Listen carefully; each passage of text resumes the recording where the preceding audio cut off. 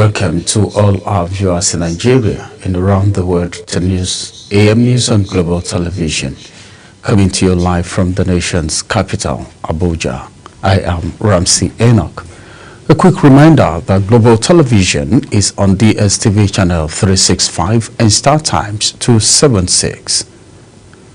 A former President Olusegun Obasanjo has called for immediate and sustained efforts to expand healthcare access across Nigeria, particularly in rural and underdeserved areas.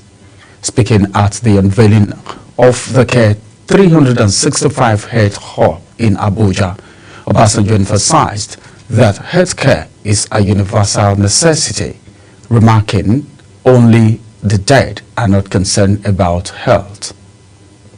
Amiete Patrick completes the report. Former President Olusegun Obasanjo and his successor, Goodluck Jonathan, and former military head of state, General Abdulsalami Abubakar, have expressed concern over the persistent lack of basic medical infrastructure, which forces many Nigerians to travel long distances to receive care. They lauded the Care 365 initiative, a tech-driven platform featuring smart health kiosks and telemedicine services, as a critical step towards bridging the healthcare gap and reaching low-income communities with quality medical services. They also criticized past administrations for neglecting healthcare development and called on current stakeholders to ensure that digital innovations like Care 365 are deployed effectively where they are most needed. I urge Minister, I urge you to fully integrate Care 365 into our primary health care and emergency system. To state governments, adopt and domesticate it. To donors and development partners, support it. To the private sector, invest in it, particularly the banks. Let me use this opportunity to plead with Nigerians, young men and women who are good in technology to come up with different products like this to move our country forward. In those days we talked about the Industrial Revolution, Agric Revolution, etc., etc. The digital revolution has kick-started various revolutions under the digital revolution. You talk about health, you talk about agric, you talk about law. Yes, everything is linked up with digital revolution. There's no facility all over the country to access medical care. So this Care 365, working together with the Ministry of Health and the state governments, will provide an answer to this problem. Also speaking at the event, Coordinating Minister of Health and Social Welfare, Professor Ali Pate, officially launched the Care 360 Health Hub, a complementary digital healthcare initiative. Professor Pate described Care 360 as a reflection of the federal government's commitment to building an accessible, affordable, and efficient healthcare system. He explained that the platform aligns with the national strategy to improve health governance, enhance outcomes, unlock the healthcare value chain, and strengthen Nigerians' health security. He noted that the launch marks a significant milestone in Nigeria's digital health transformation and reaffirmed the administration's focus on building people-centered healthcare system that serves all Nigerians regardless of location or income level. Opportunity for our healthcare system to leapfrog, and it fits squarely within the context of what this administration is trying to do. The transformation of Nigeria's health system is on the way. Under the leadership of His Excellency President Ahmed Tinubu, we had a four-pillar strategy, one of which is governance, to ensure that we orient our health system to serve our people, to work with states, federal government, local governments, civil society, private sector, to orient our system to serve the needs of our population. and to ensure that no one is left behind. The reason for this vision is to make accessible healthcare, affordable healthcare, quality healthcare, and available healthcare available to the citizens of Nigeria. We are here to envision and to support the federal ministry, agencies, and businesses to be able to provide adequate care for every citizen. With the unveiling of Care 365 and Care 360 health hubs, stakeholders say Nigeria is taking a bold step towards bridging healthcare gaps through digital innovation, with hopes that these initiatives will bring quality and affordable medical services closer to every Nigerian, especially those in rural communities. Annie T. Patrick, reporting for Global TV. The House of Representatives Committee on Land Transport says it's set to invite the Nigerian Railway Corporation and officials of the China Civil Engineering Construction Corporation for questioning over the recent derailment of a canal-bound train from Abuja, which left about 7 persons injured. The chairman of the House Committee on Land Transport, Blessing Onu, decreed that the frequent train incident across the various corridors, describing them as embarrassing and unacceptable. The People's Democratic Party (PDP) has appointed Governor Ahmad Umar Fintiri of Adamawa State as chairman of the National Convention Organizing Committee ahead of its 2025 elective National Convention. The inauguration took place at the PDP National Secretariat in Abuja. Ubon Usoro reports. Governor Fintiri will lead a 110-member committee that includes high-profile figures such as Ademola Adeleke of Osun State as Deputy Chairman, Kabiru Turaki as Deputy Chairman Second, and Governor Peter Mba of Enugu State as Secretary. Other prominent members of the committee are PDP Board of Trustees Chairman Senator Adolphus Wabara, National Chairman Ambassador Umar Damagu, former Vice President Namadi Sambo, and several serving governors including Bala Muhammad of Bauchi State, Seyi Makinde of Oyo State, and Governor Geleb Mufwang of Plateau State. That this party, like I've always reiterated, is above any personal interest or any individual. I want to make this clear. Ironically, many of these destructive voices have come from individuals who have benefited immensely from the party. Kamagu charged the committee to work with unity of purpose, stressing that the outcome of the convention will determine the party's strength and readiness ahead of the 2027 general elections. We are with you on this journey as governors, and we will show that we believe in the capacity of the regulator, INEC. We are confident that it is a very virile and good organization, driven by rule of law. This convention is on course, our party is on course to make sure we have our party. The PDP's Governors Forum Chairman Bala Muhammad of Bauchi State assured the committee of the full support of PDP governors, describing the convention as a turning point to reposition the party for victory in future elections. I want to tell you, every stakeholder in this party is my friend, but I will not place this party or our relationship above this party. I will deliver on my assignment. I will ensure what is expected of me is what is done, and I accept, along with 119 members, this assignment on behalf of our party with all humility. The convention has been scheduled for November the 15th and 16th in Ibadan, Oyo State. Party leaders say the event will serve as a platform to foster unity and strengthen the PDP ahead of the 2027 polls. Governor Fintiri's appointment has been widely seen as a vote of confidence in his leadership, following a successful coordination of the PDP National Convention in 2021. Ubon Usoro for Global Television. Young people in Zamfara State has been urged to rise above violence and divisive politics by embracing issue-based dialogue as a tool for good governance and effective representation. This call was made at a one-day summit convened by the Coalition for Youth Students and Entrepreneurs for Good Governance in Gusau, the state capital.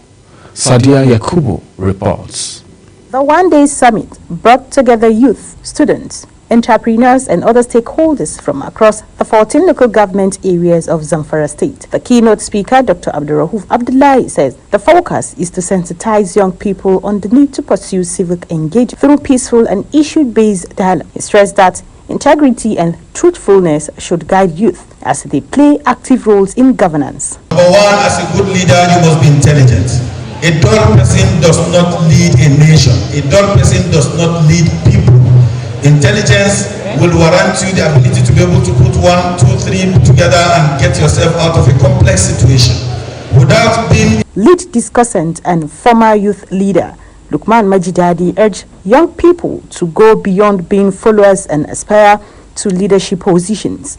He says the coalition will sustain mobilization of youth and students for peaceful civic participation and democratic development. And then in my own discussion, I was able to also highlight to the youth why they should participate, why they should identify people who are already established philanthropists, people who are already on the field, whose track records or antecedents have given a clear indication that they will be able to serve as good leaders. Youth leader of the coalition, Nuruddin Salisu, further appealed to stakeholders to avoid violence, hate speech and divisive politics while embracing issue-based dialogue for the progress of Zamfara State. To continue mobilizing youth, students and entrepreneurs for peaceful civic engagement and democratic participation. 2. To strengthen issue-based dialogue and reject violence, hate speech and divisive politics. With the growing call for peace and inclusive governance, participants at the summit says the onus is now on young people and stakeholders to translate the resolutions into action for the sustainable development of Zamfara State. Sadia Yakubu, Global Television. Clerk to the National Assembly Kamaru Ogunlana has described verbatim reporters as the soul and conscience of the legislature's policy accuracy. He made this known while declaring open the annual National Delegates Conference of the HENTSAD and Verbatim Reporters Association of Nigeria. Topsy Gimba has details. Represented by the clerk to the House of Representatives, Dr. Yahaya Azaria, Barrister Ogunlana recalled that before the advent of modern technology, verbatim reporters played a critical role in documenting votes and proceedings, thereby ensuring policy accuracy in the chambers of all assemblies. He stressed that their relevance cannot be underestimated, especially in accuracy reporting across local languages, often beyond the reach of artificial intelligence. HENTSAD is not only an archive of parliamentary business. It is a potent tool for accountability, transparency, and informed decision-making. It captures the essence of our political discourse and the diverse thoughts, opinions and resolutions that forge the laws and policies of our nation. It is the official transcript of parliamentary debates and proceedings. It is often referred to as parliamentary diary. Now, how does HENTSAD contribute to policy formulation? Let us consider several key aspects that subsequent speakers and resource persons will expound upon. Preserving collective wisdom, fostering transparency and accountability, informing evidence-based policy, creating historical record and encouraging stakeholder participation. Away from contributing to policy formulation, HENTSAD reporters face very... The Executive Secretary of the National Assembly Library Trust Fund, Henry Walber, represented by Amy Moses, highlighted the strong link between verbatim reporting and the Legislative Library. He noted that both institutions serve as custodians of knowledge, promoting transparency, informed governance, and public trust, while charging participants to maintain high standards of accuracy and integrity. Your work ensures that every debate, motion, and resolution within the hallowed chambers of our legislature is captured with precision and preserved as a permanent record of our nation's parliamentary history. Without your diligence, the memory of our parliament will be incomplete, accountability will suffer, and policy making could stumble upon the gaps left by inadequate.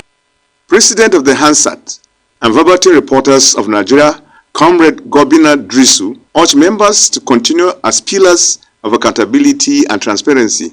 He, however, appealed to the National Assembly management to provide training and equipment that will enable reporters to discharge their duties effectively.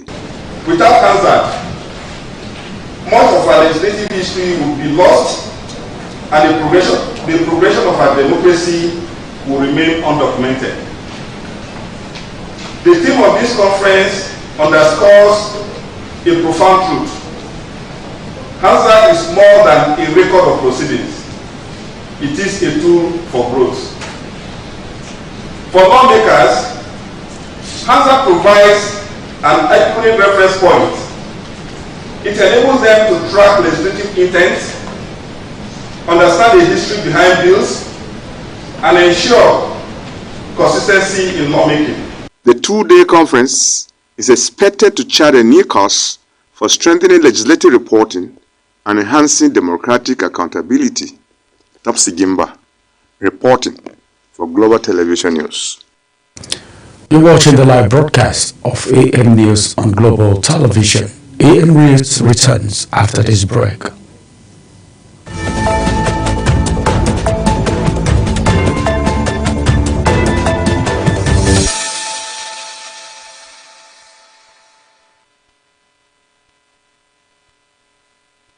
Welcome back. Now let's take you to the world of business, where the federal government has inaugurated a committee to address the debt profile of Nigeria's foreign nations. The spokesperson of the Ministry of Foreign Affairs, Kimebi Ebiefia, made this known in a statement in Abuja, stating that the exercise was to ensure that monies remitted to the missions are judiciously utilized and prudently managed in line with the President Bola Ahmed Tinubu's administration's financial discipline policy. Nigerian Upstream Petroleum Regulatory Commission has signed a production sharing contract with Total Energies and South Atlantic Petroleum for petroleum prospecting license 2000 and 2001. Speaking at the signing ceremony for the execution of the production sharing contract with Nigerian National Petroleum Company Limited and the Total Energy Separate Custom in Abuja, the Regulatory Commission Chief Executive Officer Benga Komolafe stated that the deal marks a new chapter in Nigeria's upstream oil and gas industry. Noted that the development follows the Commission's move last month to unlock an additional 810,000 barrels per day from Nigeria's deep water fields through its new cluster and nodal development initiative. And now on the foreign scene, Burkina Faso Parliament has passed a law banning homosexuality, with offenders facing 2 to 5 years in prison. The amended family code was approved by the parliament in a unanimous vote that puts the code into effect more than a year after it was approved by the military government of Ibrahim Traoré. Burkina Faso joined the list of more than half of Africa's 54 countries that have laws banning homosexuality, with a penalty ranging from several years in prison to death penalty. Jailed Ugandan opposition leader Dr. Kizza Besigye has boycotted the start of his treason trial, accusing the presiding judge of bias. His advocate, Aaron Kizza, said both Besigye and his aide, Obed Lutale, decided not to attend proceeding after the judge, Emmanuel Bakuma, refused to rescue himself. He noted that his clients claim Baguda was incapable of delivering justice with fairness and impartiality as required by the Constitution. And now to the world of sports. Nigeria has formally submitted its bid to host the 2030 Commonwealth Games, positioning the capital city, Abuja, as the proposed venue. If successful, it would also mark the first time an African country stages the multi-sport event. The decision will be taken at the Commonwealth Games General Assembly in Glasgow this November. Durban, South Africa, was initially awarded the 2022 Games but lost the hosting right in 2017 due to financial challenges, leaving the continent yet to feature as a host. The 2030 edition will coincide with the centenary of the Commonwealth Games, which began as the British Empire Games in Hamilton, Canada in 1930. Abuja's candidacy will be considered alongside India's proposal to stage the Games in Ahmedabad, Gujarat. And that's it on AM News. Before we go, let's remind you that Global Television is on DSTV channel 365 and Star Times channel 276. Kindly follow us across all social media platforms now showing on your screen using @Global TV NG. I am Ramsey Enoch Agbo. Thank you for watching.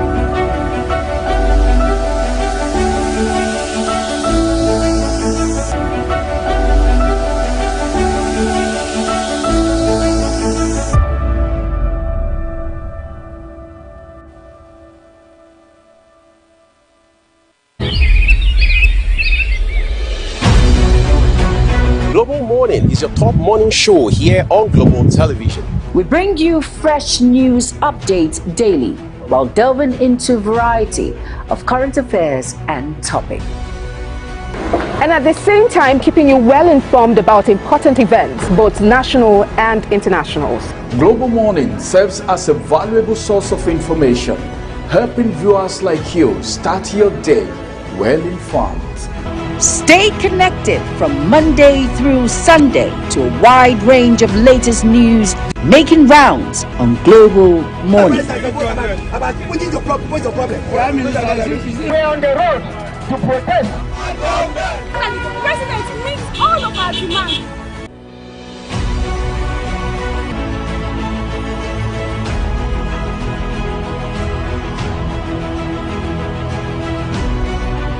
This is Global Morning.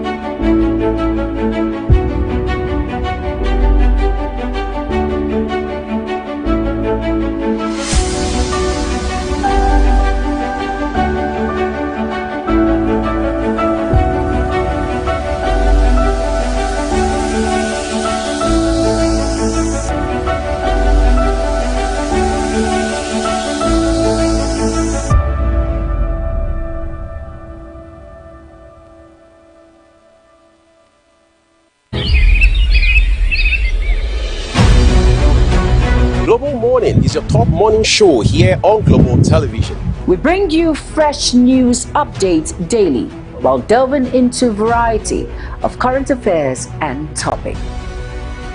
And at the same time, keeping you well informed about important events, both national and internationals. Global Morning serves as a valuable source of information, helping viewers like you start your day well informed.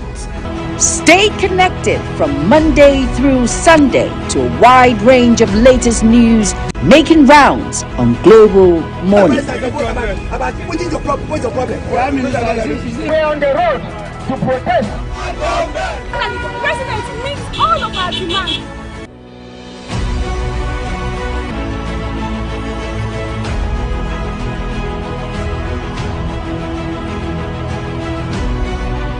This is Global Morning.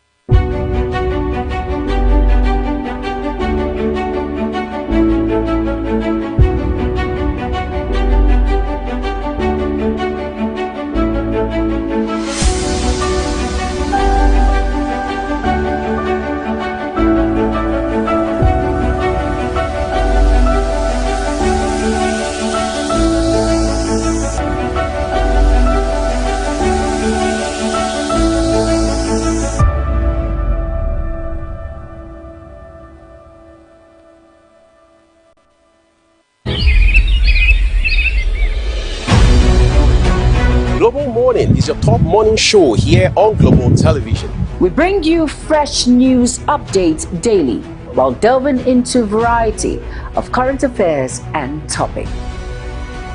And at the same time, keeping you well informed about important events, both national and internationals. Global Morning serves as a valuable source of information, helping viewers like you start your day well informed. Stay connected from Monday through Sunday to a wide range of latest news making rounds on Global Morning. We're on the road to protest. And the president meets all of our demands.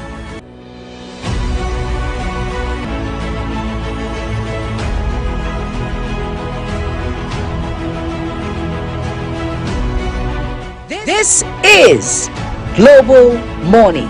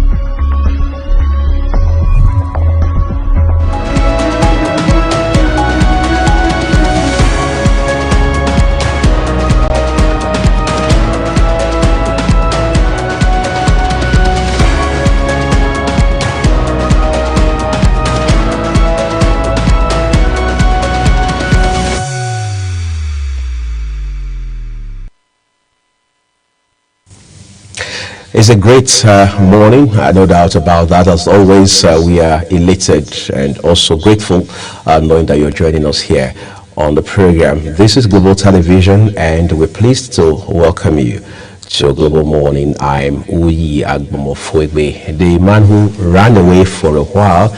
Well, he's back in the saddle again. Ramsey Enoch Agbo, is always a pleasure to have you on the program. Well, I'm around. You know, sometimes the assignment takes us to places. I agree. Because everything must have to be done. But then, wherever we go, we must always return to base. That's right. You know. And it's good to be with you on Global Morning today as we get our day started on this beautiful note. And, you know, starting your day on a beautiful note somehow is contagious. Right. And it's the same thing we're passing across to every of our viewers this morning. So many, I think I'm happy, you know, seeing you again. You know, I've not seen you for a while. You know, I on Global Morning. On Global Morning, of course. Right. Well, welcome back to the program.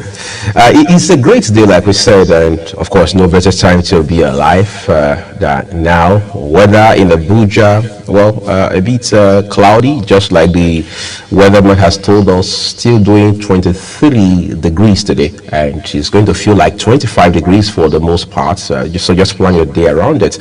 In other cities, it's either going to be very, very rainy, or it's going to be the other way around, which is very sunny, especially up northern parts of the country. But whatever the case may be, just ensure that the weather and elements don't stop you. You know, weather again is one issue we don't seem to pay much of attention to, because people feel like, I mean, whatever happens as far as the elements are concerned, it can't stop us. And you know, Nigerians can be tough like that.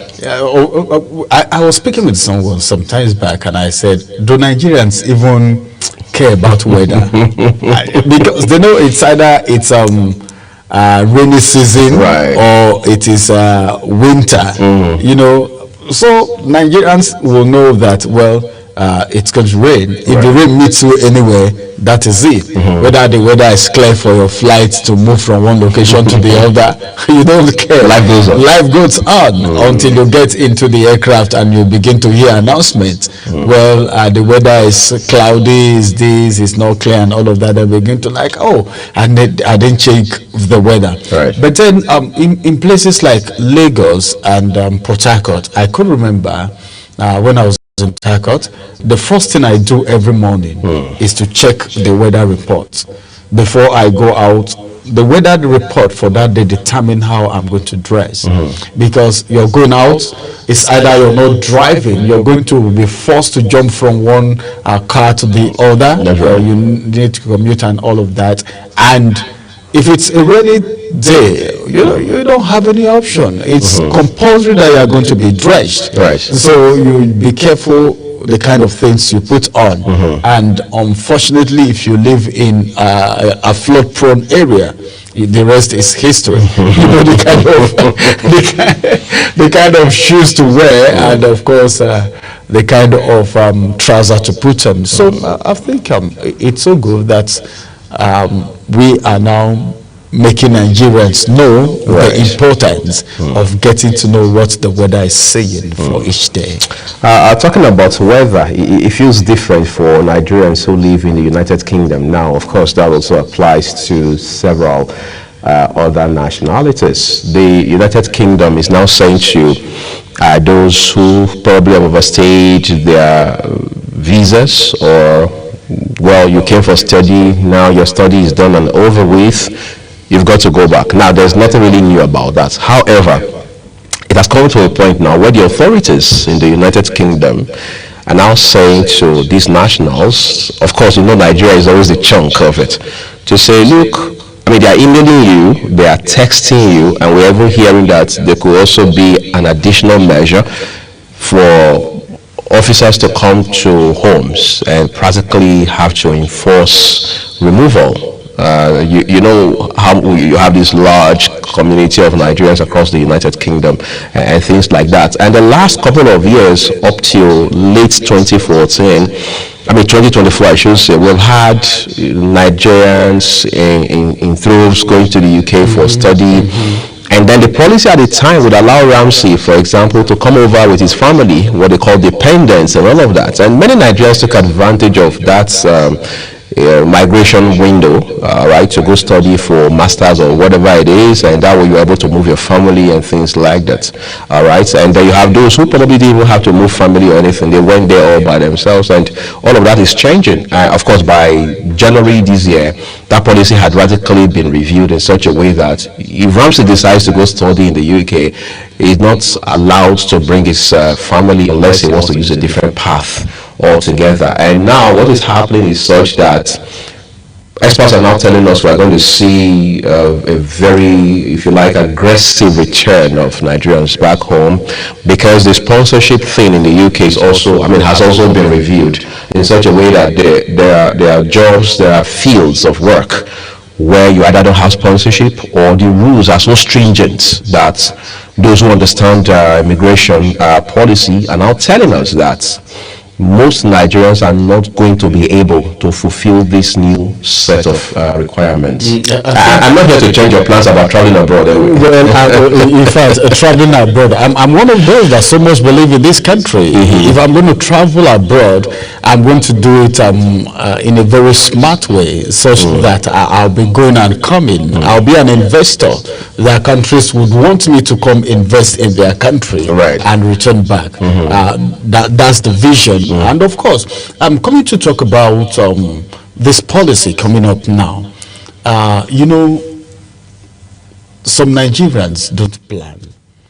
And if you are going through that route to the United Kingdom, for instance, and you have that privilege, you know, to go with your family in the name of study, as it has to do with dependence, why not get the necessary things done as soon as you get settled there? You know, some Nigerians, by the time they get settled into the economy, it's different from what they know, their experience, the way the Nigerian economy is, you know how it is. When you get to another country and it becomes a juicy economy, you have everything running for you. Some of them get relaxed. After school, they get a job and life continues, not even knowing that there are some necessary things that they need to do.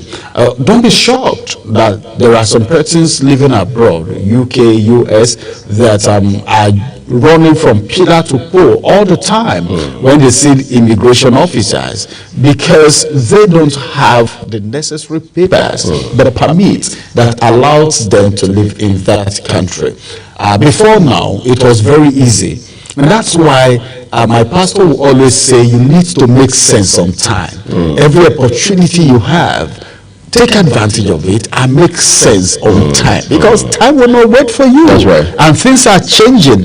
Life is in phases, men are in sizes.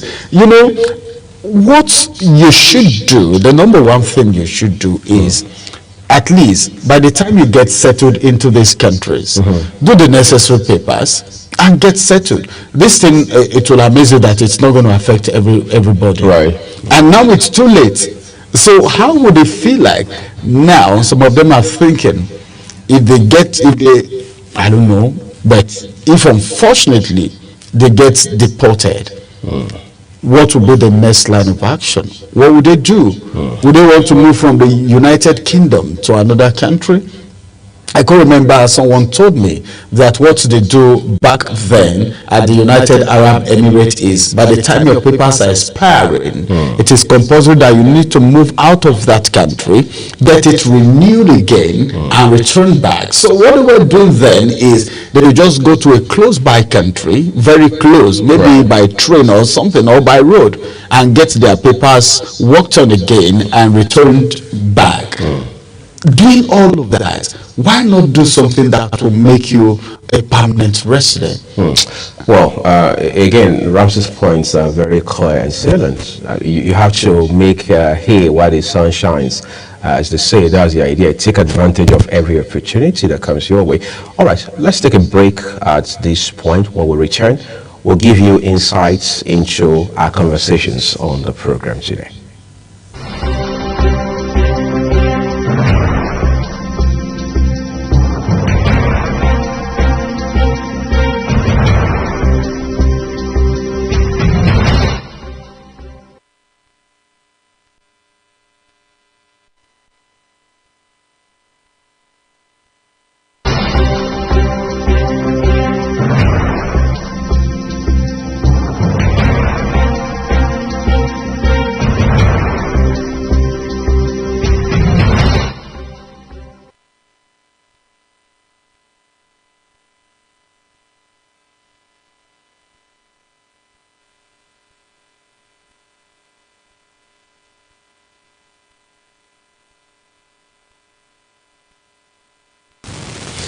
We're going to start our conversation today looking at the sentencing of Simon Ekpa, a man who has, for the last couple of years, especially in recent times, has become a part of the conversation around cross-border terrorism.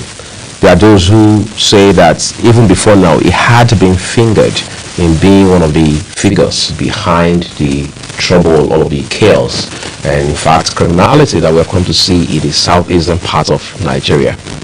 There are those who say that this man lives abroad, lives far away in Finland, but is busy instigating violence in the southeast, driving young men into violence, perpetrating all sorts of crime and things like that.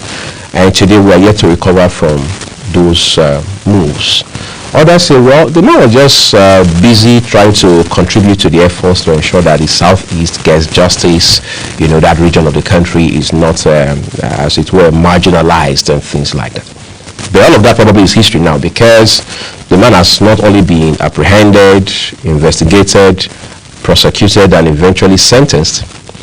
It has now become an issue of what happens even after he serves out his jail time. And what lessons can Nigeria as an entity, I mean a sovereign state as we know it, learn from all of this in terms of how to nip some of these issues in the bud? Well, I think so many things happening concerning Ekpa's case. That case has been there for a very long time. Very well, true. And I believe investigations must have also been on, because this thing is not happening from this part of the world, where some persons believe manipulations can be done and some things can be escaped, as they say in this part of the country. But where these investigations are going on is where they do some form of thorough investigations and research. They don't mind following your antecedents from maybe when you were even in secondary school until now and everything.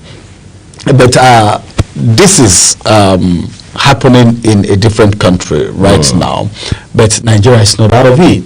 And one of the things that some Nigerians have been fighting for is how we can put this name, Niger area, on the global map for the good things, at least for a while, for some time, so that the goods can at least write off some of the wrongs that have been there for a very long time. But then reverses the case. We keep having these cases, you know, from time to time. Remember, during the period of suicide bombing, you know, there was a young man, okay, that was apprehended them, also from Nigeria. I think, according to what they were saying that time, from somewhere in Benue State also, or somewhere in the north. Is it the case of Abdul Muttalab? You know, so the one that almost blew a plane over Detroit in the US. Yes, in 2009. They call it the Christmas Day bomb. The Christmas Day bomb. See, so many things are happening, but then what are the lessons from all of this? That is what we should be looking at. Right. What are the lessons? What are the people in authority, our intelligence? What are they learning? What are the lessons from all of these things? If it is done if it's possible, okay, with one person, what about the other persons? We've heard in this country several times about people who are sponsors of terrorism in this country, but then who have been named and shamed, who is facing prosecution. You know, these are some of the things. If we must get rid of all these unscrupulous elements from the society, a lot of thorough assignments needs to be done, and we can't leave that, all right, for the outside world to do it, because there is this saying that everyone know what is happening inside him, okay, more than the person viewing from outside. So these are things that if we start handling it, I think we can get external support probably. But then when you're quiet over an issue, nobody will come from outside. It means you're comfortable with it. You know, sometimes, okay, look at what just happened in the US, the AIDS that was being removed, you know, and all of that. Nobody is talking about the implication of those things, right? But I tell you, the implication of those things are huge. You understand? But the question is, how long would we continue like this? We heard that, well, maybe there might be an interference in Ekpa's case by the federal government. We are still keeping our fingers crossed to see what will happen. Remember, Nnamdi Kanu's case is still pending, is still in court, and you know what's connected with, and a lot happening. But then, I have I'm afraid because attention is more on 2027 as we speak than all of these things that we're talking about. Well, where your treasure is, there will your heart be also. So these big guys out there are thinking of how power can be retained or get into power. That's what a lot of people are looking at right now. But there are basics that need to be looked at this very particular point in time, because the problem we had, escalated and deteriorated to where we are today because some persons that were supposed to take action never did. And this is getting worse by the day. But I pray that what we hear from other countries doesn't get replicated in Nigeria. Well, I don't want Nigeria to become like Sudan. I don't want Nigeria to become like these other countries where rebels are taking over, terrorists are taking over, and of course, the people, the federal government sometimes will be left with nothing and at the mercy of these people, which is not what we are praying for. That's right. As far as Nigeria is concerned. Quite disturbing. Ramsey just also made allusion to the issue of 2027, which is going to be very pivotal in our conversation here today. The politicking and drama coming just before the election day proper. Yes, the Independent National Electoral Commission, INEC, has not rung the bell, so to speak, for campaign to begin, but you know what it is like for politicians. Well, we'll leave it at that point for now. We'll take a break. When we return, we'll bring you newspaper headlines.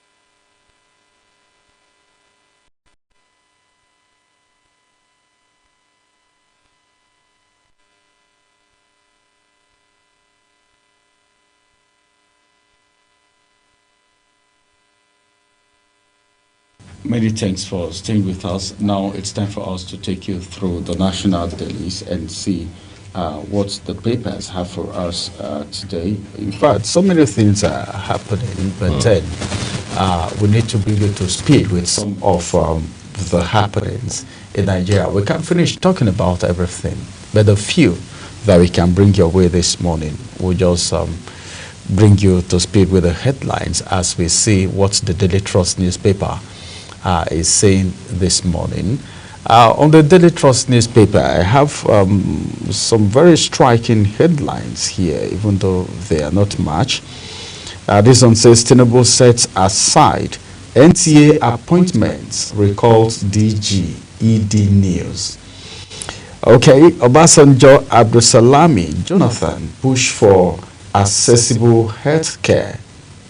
Fresh quake in Afghanistan's death toll rises to 1,400.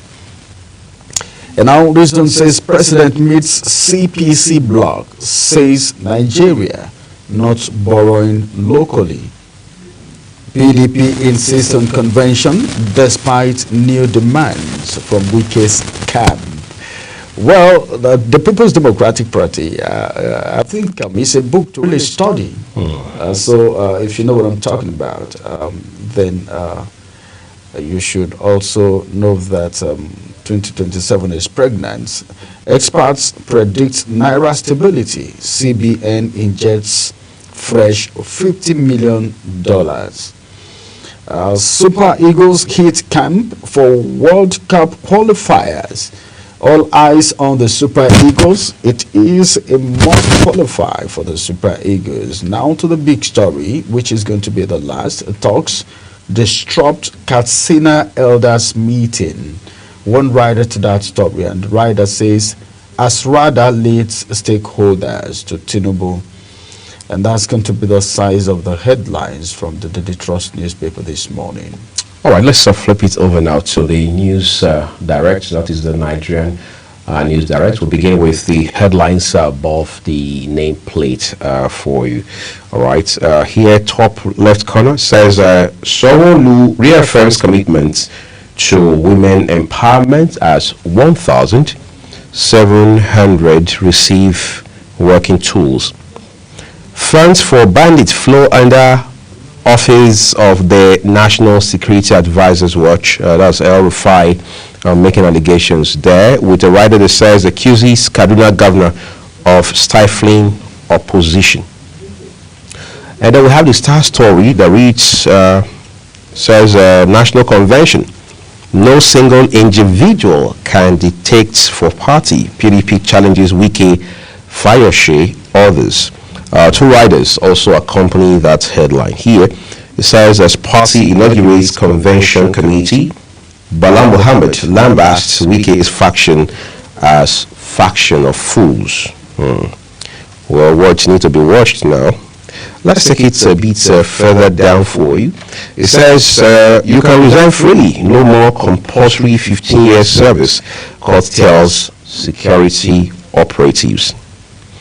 BPE, that's Bureau for Public Enterprise, to list 2 distribution companies, generation company on Nigerian Stock Exchange.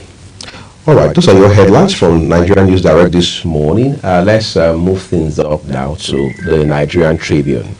All right, on the Nigerian Tribune this morning, we have these headlines, and the first one is just directly above the nameplate, and it says resurgence of killings in North Central, evidence of government failure. Atiku is the one saying that. Can we still say this is an opposition statement? BPE targets listing of 2 discos, 1 Genco on stock exchange. One rider to that story, and the rider says revenue hits 170.7 billion naira in 8 months. Details read on page 3. Now to the big story. The kicker to that story says Ibadan Convention, PDP governors bar Fang says we are not cowards. Okay. Now, some riders to that story. One faction of fools to keep off. My restraint, tolerance, not a sign of weakness. Damagun. Party inaugurates 119-member organizing committee. Wike, Fayose, or Tom Ugwanyi. Others give condition. That's those are the riders to that big story. Tinubu recalls DG of NTA ED News, sets aside fresh appointments. That's the rider. CVR hits 2.6 million in 2 weeks. That's coming from INEC. Oba Ladoja backs Adeleke's second term bid. One rider to that story. Praise for actualization of Ibadan State. A lot of states are clamoring for state creation. I think that's one of the things that people are expecting from this administration, but nobody knows when it's going to happen. It's really going to happen, whether it's going to be before 2027 or it's going to be part of the promises, the campaign promises for 2027. Now, this story says 2027, that's the kicker. Former CPC leader declares support for Tinubu's re-election. Some riders to that story, CPC blocks solidly behind you. Abbas tells president, Nigeria won't borrow again to fund operation. That's tenable. Well, that's going to be good, to fund operation. All right, those are the headlines from the Nigerian Tribune this morning. All right, thank you, Ramsey. Now let's turn to the Punch newspaper for you. We'll begin with the star headline on the front page of it this morning. The kicker here says, Convention, Wiki's camp demands ignite fresh PDP feud. Wiki's camp demands ignite fresh PDP feud from the Punch newspaper. Then it has just a rider with it. It says, Makende's camp, party governors, BOT rejects FCT ministers' convention conditions, Damagu's removal, others. All right. I just sent the nameplates. The headline here has a picture of the President and Commander-in-Chief of the Armed Forces of the Federal Republic of Nigeria, Bola Tinubu. It says 2025 revenue targets met, no more borrowing. That's credited to the President himself. Find those details on page 28. And then top right, it says CNG price hits 45 naira per SCM as federal government withdraws subsidies. Tariff war, respect states electricity regulators, federal government warns distribution companies. Again, Southwest's tops as voter pre-registration hits 2.5 million. Let's take it to the bottom a little for you. On the front page of the Punch newspaper still, customs intercept firearms, 4,841 ammunition in Southwest. Bottom right corner, Atiku slams FG as bandits sack Kwara village. 3 Lagos laborers found dead in makeshift apartment. Quite a sad story there, with details on pages 4 and 5. National Assembly cautions WAEC on planned CBT rollout. Of course, the West African Examination Council had, even before now, talked about its plan to roll out a computer-based testing system.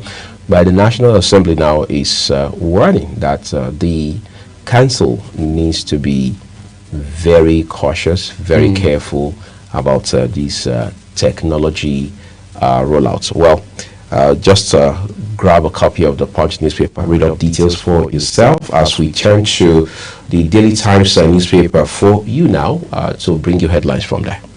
All right, let's quickly look at, of course, the Daily Times and see what the story is saying. PDP leaders talk tough, says no one can stop a national convention. Details on page 2, and that's the big story on the Daily Times. Tinubu hails Buhari's legacy, reassure allies of economic stability and national recovery. And this one says Abbas Moka signs agreement to reposition African maritime economy. Details on page 2.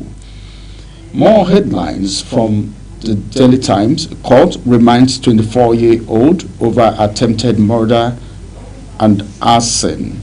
NCAA seeks EFCC's assistance in tackling aviation fraud.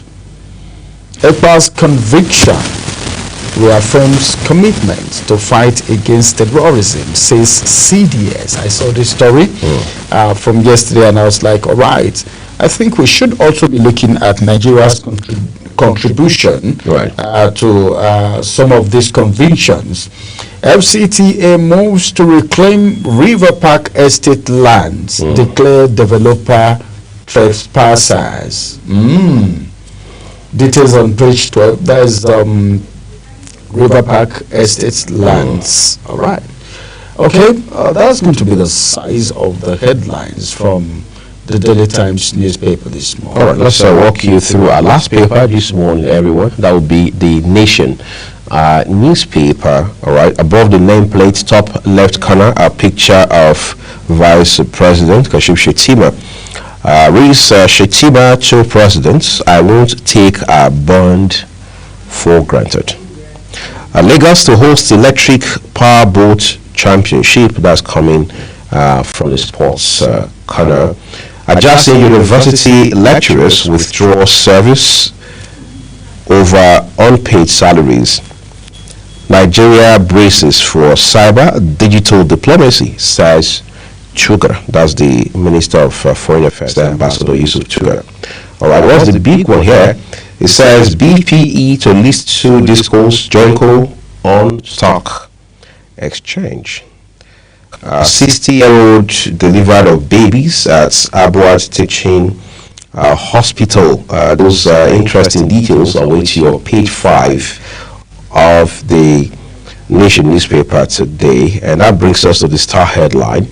Tinubu, that's a kicker. We have met 2025 revenue target, gained stability. Sounds quite reassuring.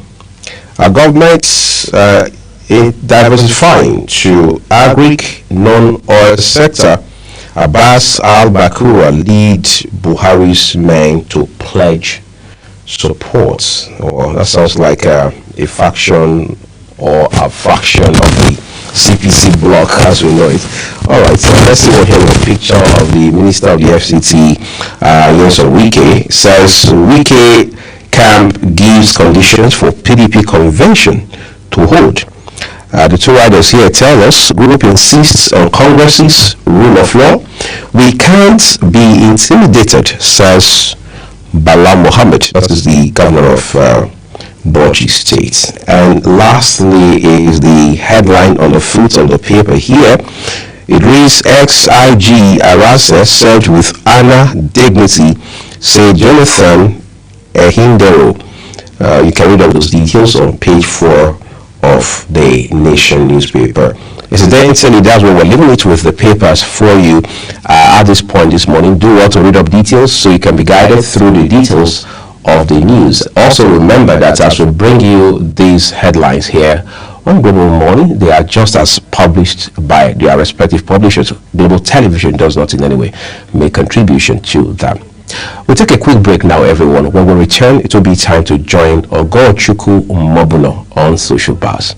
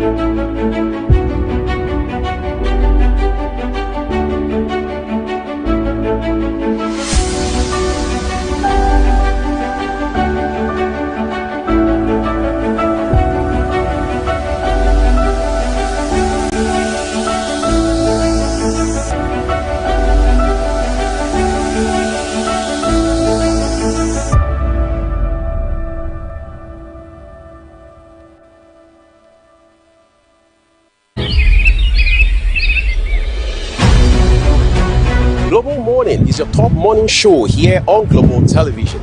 We bring you fresh news updates daily while delving into a variety of current affairs and topics. And at the same time, keeping you well informed about important events, both national and international. Global Morning serves as a valuable source of information, helping viewers like you start your day well-informed.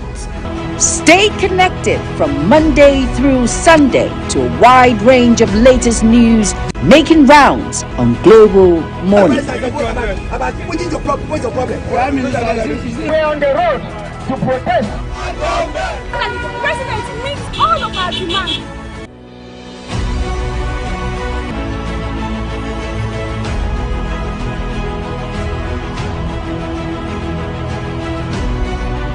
This is Global Morning.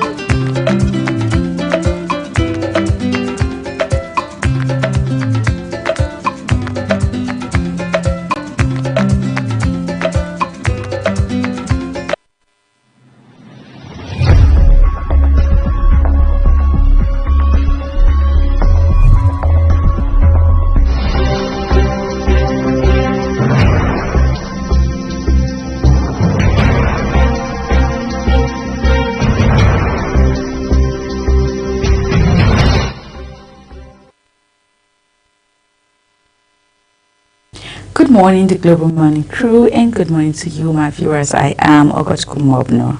It's a good day to look at what's buzzing on the internet. Today, Nigeria no longer borrows money from local banks, says the President, Bola Ahmed Tinubu. It says 2025 revenue target has been met. I can brag, Nigeria no longer borrowing money from local banks.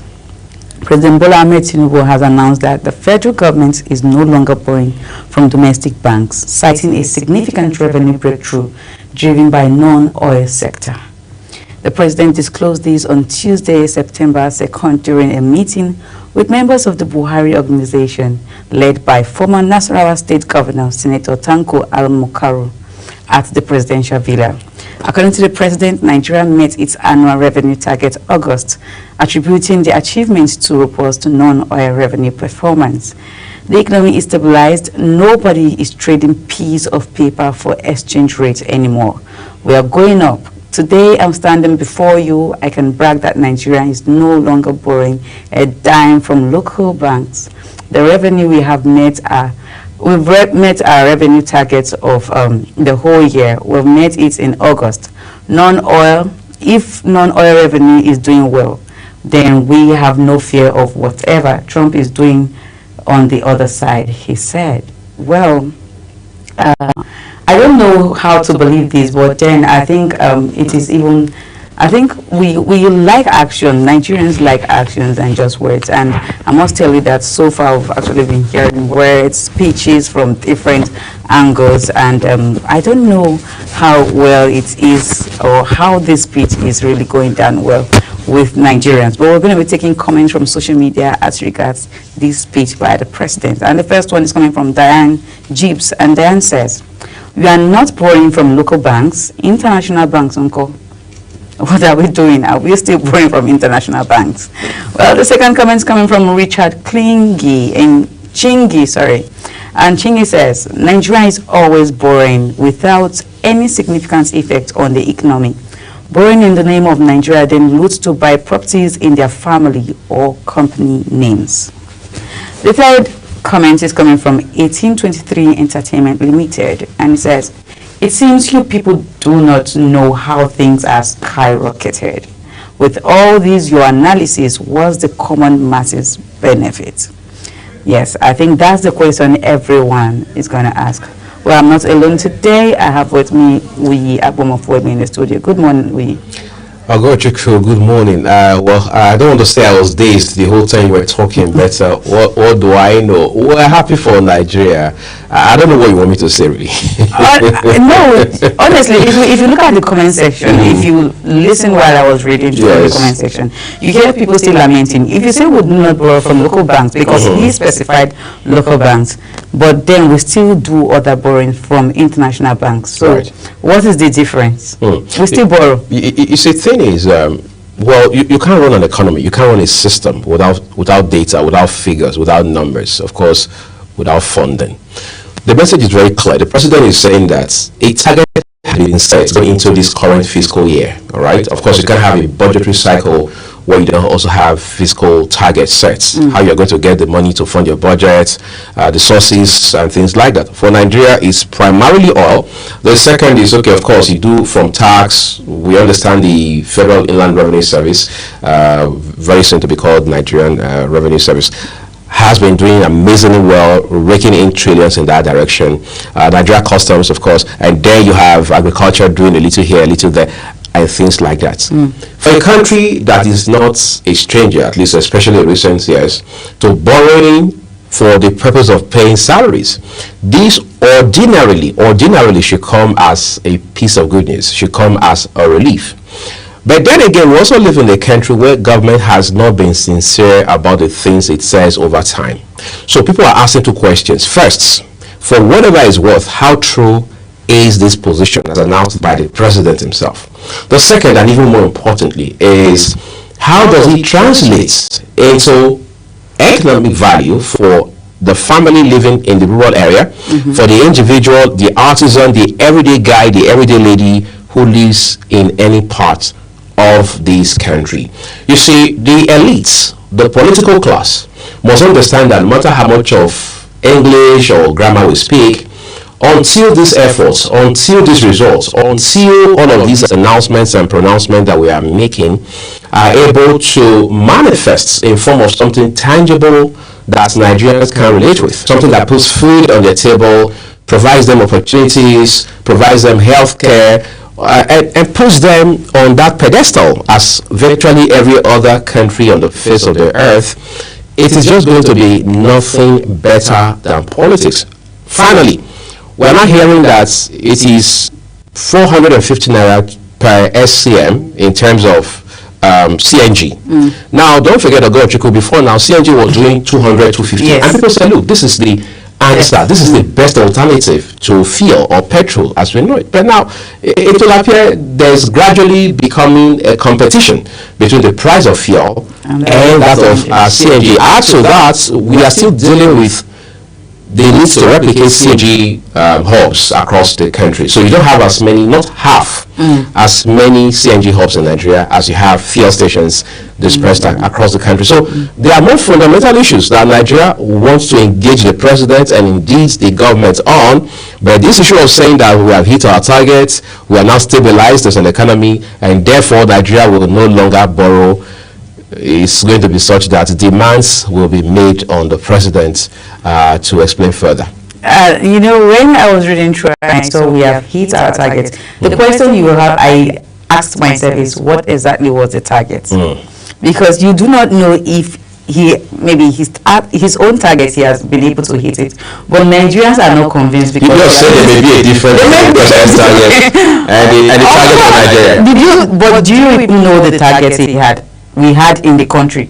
Let me not say he, the president. Do we know the target we had in the country that was set by the president? Okay, here's the thing. So was the president presented the budgetary proposal to the joint section of the National Assembly. We did understand that this would be the budget. This would be what is dedicated, or if you like, allocated to capital expenditure. Of course, that's a very key component. Another very important component is the recurrent expenditure, where you do the every month spending, where you pay salaries, overhead, and all of those things government needs to do from time to time on a daily, weekly, monthly basis, including fueling the generators at Aso Rock and things like that. I had to mention that.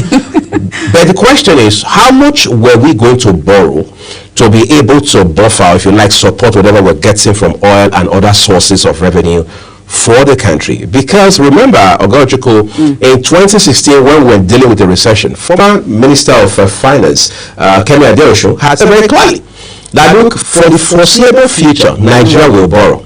So the question is, this is virtually a decade down the line. Is President Bola Tinubu telling Nigerians that the time to put an end to borrowing has come, and that is what he's talking about? And then finally, to answer your question, what exactly was the target we set for ourselves, and what are the indices or indicators to determine very conclusively that we have actually, in every sense, now met that target? We're going to try to drag an economist in here in the course of the week to help us find some sense. Very true, very true. Thank you so much, A, for your contribution to today's topic about Nigeria no longer borrows money from local banks by the president, and saying that we've been able to hit our targets right back in August. Well, like we said, we're going to be getting an economist to actually analyze all of this and maybe share more light on them. So that's all we have for you today on Social Buzz on Global Morning. Global Morning continues, and to stay with us, I am August Kumobna.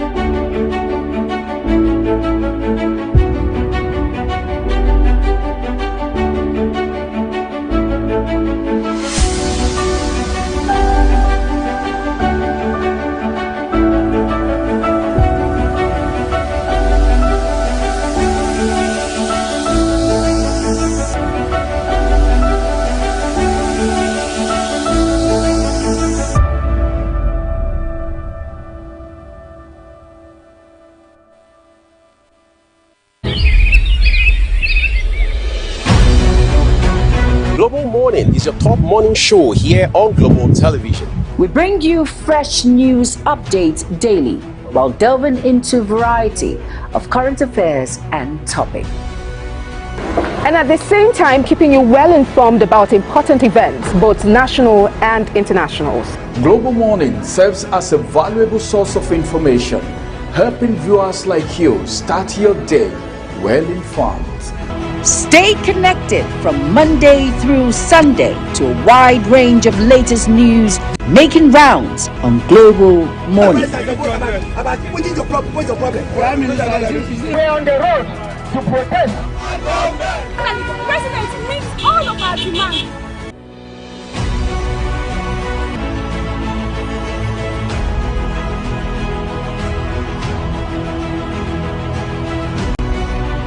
This is Global Morning.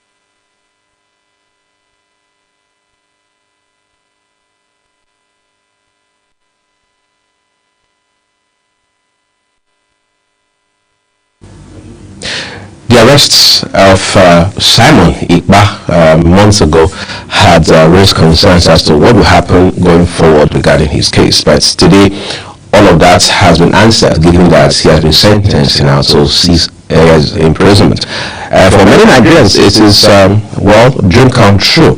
However, the Nigerian government has said, look, even after he finishes serving his time in jail, we're going to make efforts to ensure his extradition so he can also face charges back at home. Whether that will happen or not is probably a conversation we need to keep having until that time. But as for today, the question is, what are the implications of this development, and what exactly does Nigeria stand to learn, and how does this support the fight against terrorism, especially across border? This morning on the program, I'm joined virtually by someone who is a lawyer and a security consultant. Dr. Emmanuel Johnson joins us live from Lagos. Thank you, Doc, for taking out the time to join us on the program today.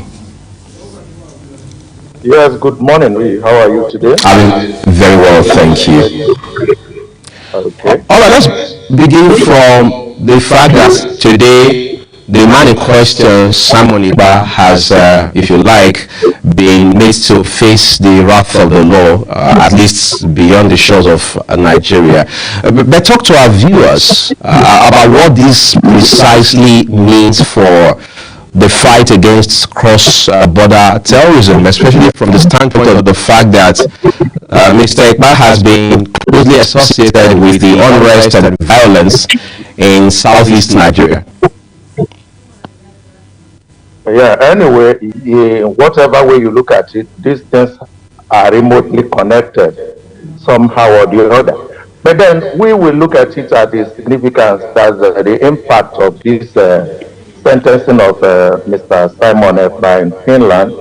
One, the good thing is that it's definitely going to weaken the movement. It's certainly going to weaken the movement, and then there will be loss of leadership, because him being the Prime Minister of the Biafra Republic, government in exile, and has been driving this movement. The vacuum is created and may even cause conflict in trying to fill that position, which may not come readily, because I believe they were not expecting this. And then this is a victory, a clear victory for the Nigerian government, and also shows that the Nigerian government has a robust international cooperation in the area of diplomacy. And this will also reduce violence across the borders and across the country.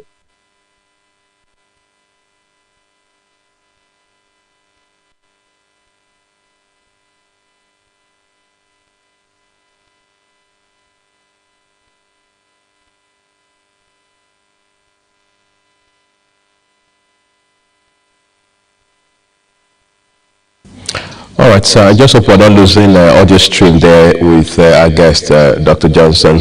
Dr. Johnson, can you still hear me? Well, it appears that was the loss of audio right there. Let's take a quick break, everyone. We'll return shortly and continue this conversation with our guest.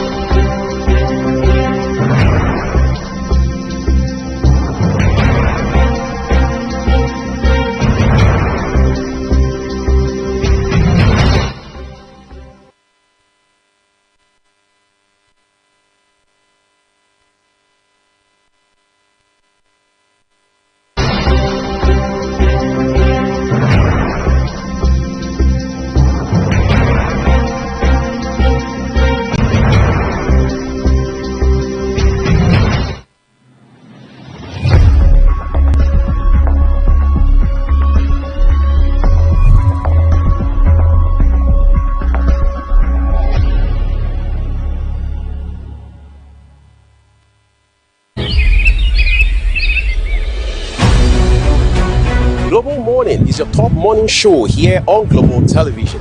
We bring you fresh news updates daily while delving into a variety of current affairs and topics. And at the same time, keeping you well informed about important events, both national and international. Global Morning serves as a valuable source of information, helping viewers like you start your day well informed. Stay connected from Monday through Sunday to a wide range of latest news making rounds on Global Morning. We're on the road to protest. And the president meets all of our demands.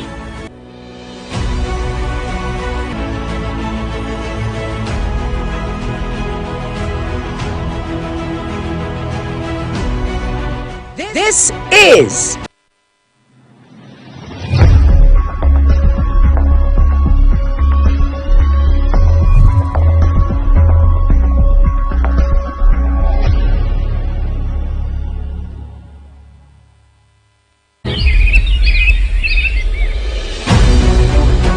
Global Morning is your top morning show here on Global Television. we bring you fresh news updates daily while delving into a variety of current affairs and topics. And at the same time, keeping you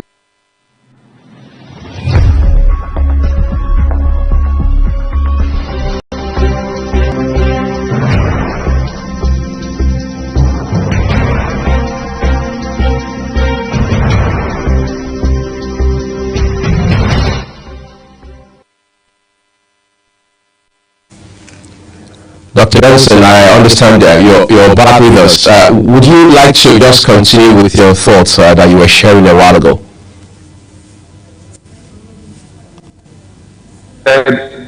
Much as the federal government has scored a victory on this, we must not discontinue the fact that Mr. Simon Ekpa and his legal team may appeal this judgment. And until that is done, we never can tell what the future holds concerning this matter. But be that as it may, this is a victory for the federal government. Then the sentencing of Ekpa will definitely demoralize his followers and leading to a decrease of the activities which may curb, some of their illegal actions like kidnapping and disruption of activities in the southeast. And it will definitely impact the Biafra agitation significantly. But then also, this might also galvanize some other people who will say, oh no, we need to fight on, and then renewed spirit. Whichever way you look at it, there is a victory for the government. Then talking about the border banditry, it in fact impacts Nigerian government, Nigerian economy, and it affects everybody. You know that these things lead to economic losses. Like I think some weeks ago, the Iowa Economic Forum estimates that the northern Nigerian businessmen lose about a whopping 13 billion naira weekly due to banditry and smuggling activities. In the southeast, I think that figure may be higher. Then disruption of trade across board, which causes poverty and food insecurity, impact on agricultural productivity, and inflation. The humanitarian crisis, which we see everywhere across the country. Then investment and business growth. Nobody wants to bring his money to invest in a place where there's instability, where you are not sure of what's going to happen to you or your investment the next minute. And then this also causes social service disruptions. You will agree with me that in some of these states, schools have been shut down, especially in the southeast. Economic activities, healthcare services have been disrupted. You know, when the IPOB people said sit at home on Monday, and for an economy of the southeast, which is basically daily income economy because they are basically involved in trade and commerce. One day sits at So what do we do to mitigate this effect? We need to seriously, as a matter of urgency, invest in human capital development, provide education, training, skills acquisition, health and nutrition to reinforce economic growth and break the cycle of poverty, enhance security, promote economic development, address root causes, and then socio-political inclusiveness. Let no part of the country, let no group feel that they are, being disenfranchised or excluded from the activities of the nation. Let everybody feel like they are part of this country.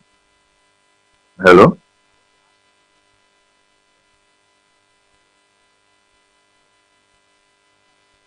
Somewhat.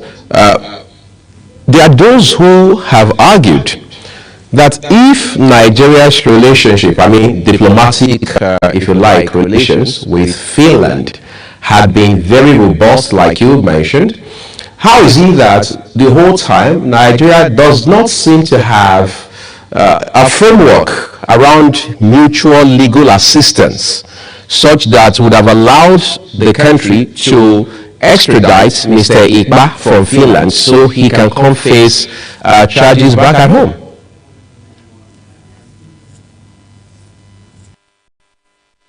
Okay, my reaction to that is that one, you see, Finland is a country that operates with rule of law.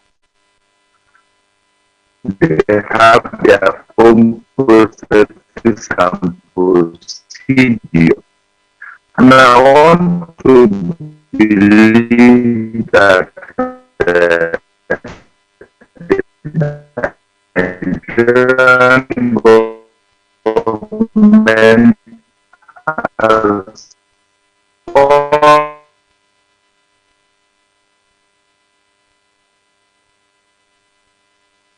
dropping, but obviously Dr. Johnson was just making a point regarding what it has been like in the area of rule of law in Finland and standard procedure and things like that. We go on another break, everyone. When we return, conversation further. Okay, we understand we're back with our guest now. Please, Dr. Johnson, would you just continue with those thoughts?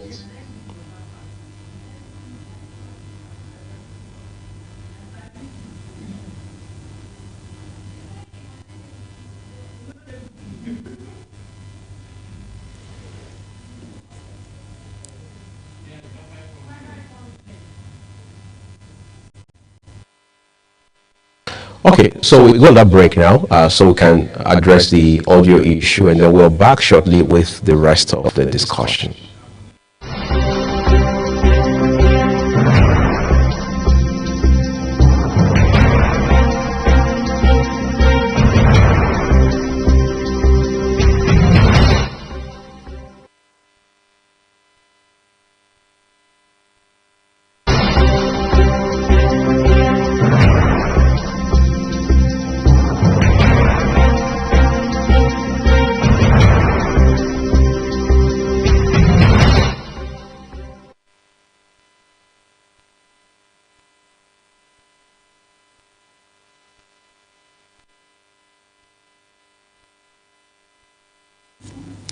Well, Dr. Johnson, we apologize for the glitch with the audio, but we're sure that it's good enough now for you to continue to establish that narrative.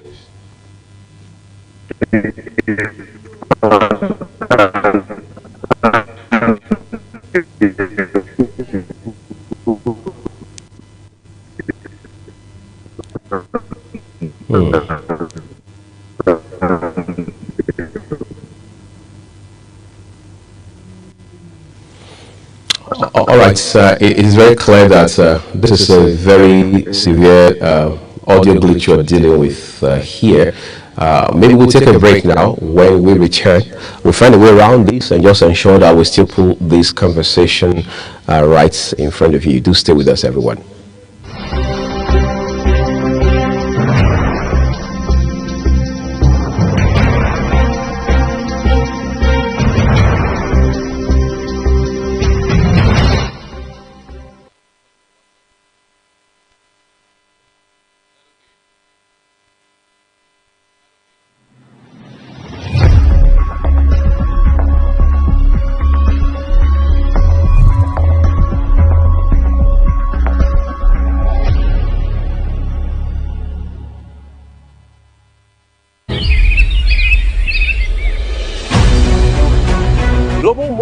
your top morning show here on Global Television. We bring you fresh news updates daily while delving into a variety of current affairs and topics. And at the same time, keeping you well informed about important events, both national and international. Global Morning serves as a valuable source of information, helping viewers like you start your day well informed. Stay connected from Monday through Sunday to a wide range of latest news making rounds on Global Morning. We're on the road to protest. And the president meets all of our demands.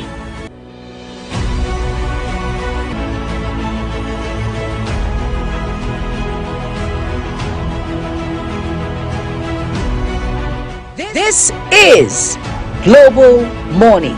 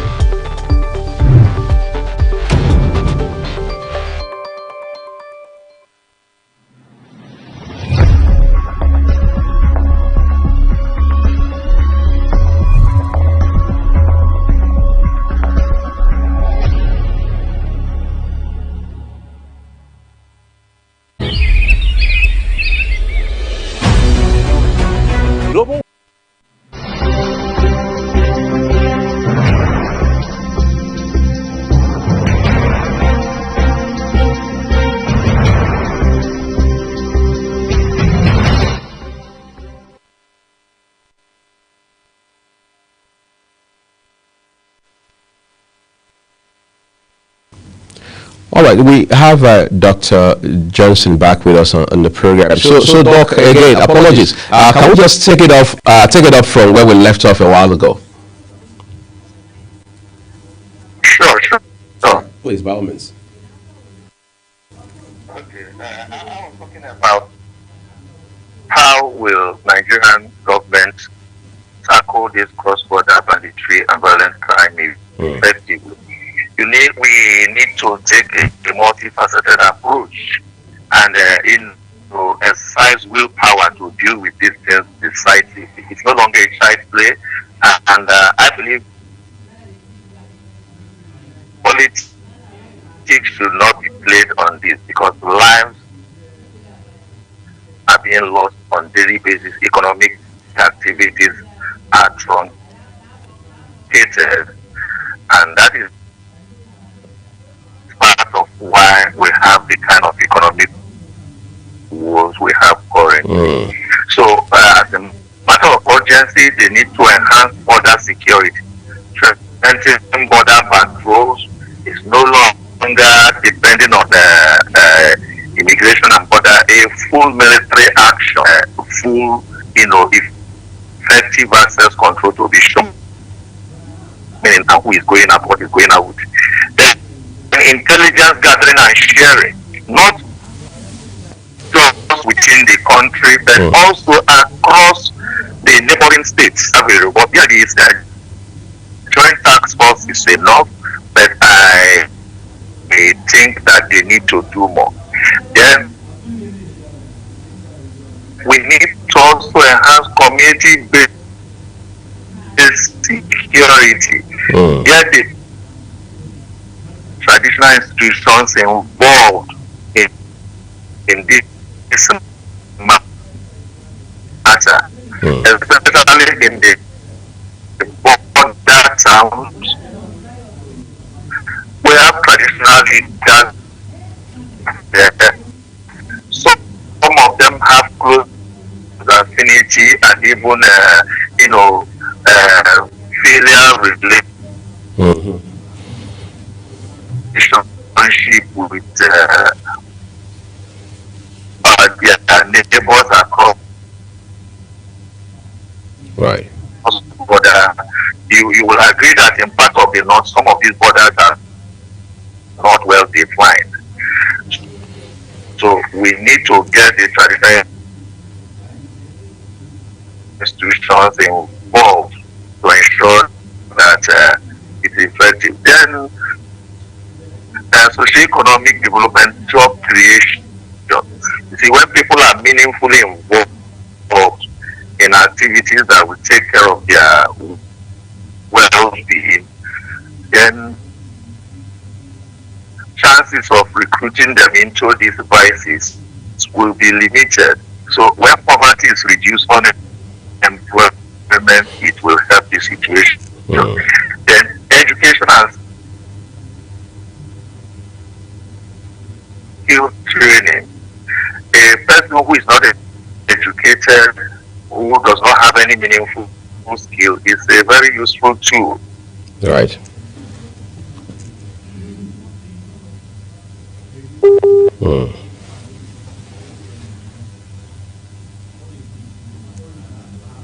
All right, I think we'd like to say... yes, please go ahead.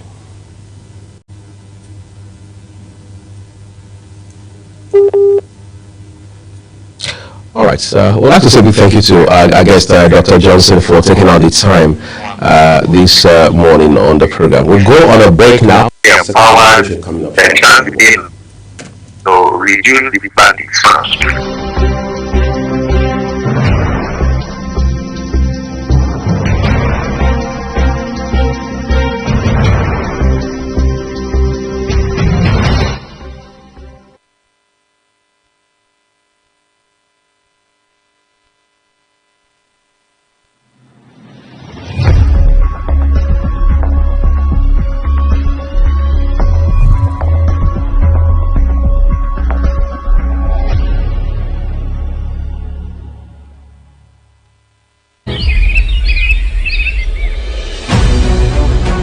Global Morning is your top morning show here on Global Television. We bring you fresh news updates daily while delving into a variety of current affairs and topics. And at the same time, keeping you well informed about important events, both national and internationals. Global Morning serves as a valuable source of information, helping viewers like you start your day well informed. Stay connected from Monday through Sunday to a wide range of latest news making rounds on Global Morning. We're on the road to protest. And the president meets all of our demands.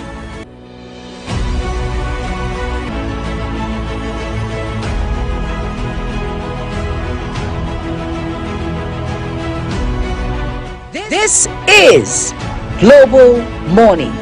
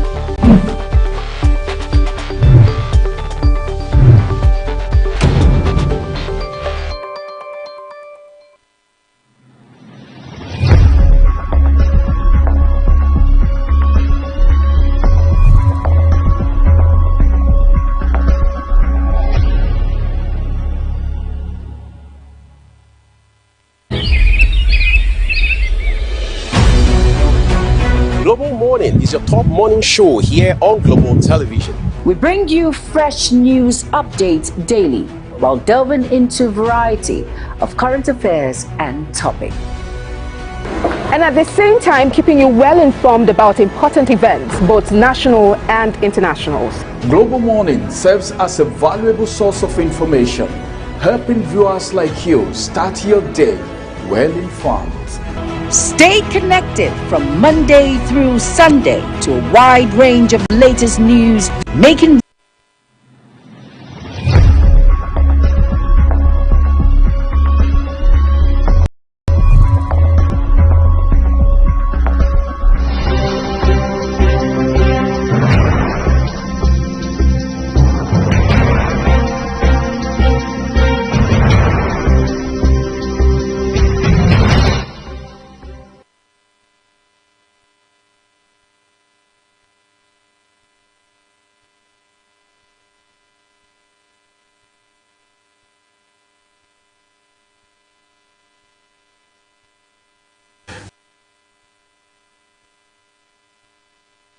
First discussion has come, and it's time for us to go into the second discussion.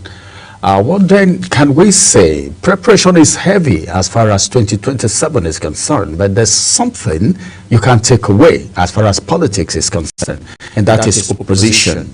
But the question is, do we really have opposition right now as it stands? A lot of people will tell you, yes, a lot of parties are opposing the ruling party and all of that.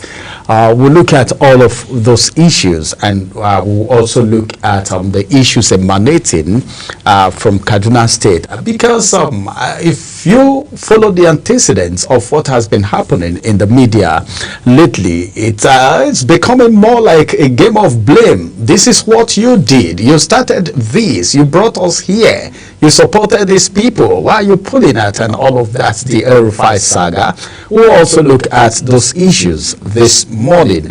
And some Nigerians will tell you what's happening to politics and what are the roles of legal practitioners, the judiciary, as far as politics is concerned in Nigeria. I don't think you can separate the judiciary completely from politics, as a matter of fact, because they are also Nigerians and to an extent stakeholders. If you want to take us back a little bit to 2015 down to 2023 and even before then, this morning I have a legal practitioner and a public affairs analyst joining me on the conversation, and of course we'll be looking at these issues.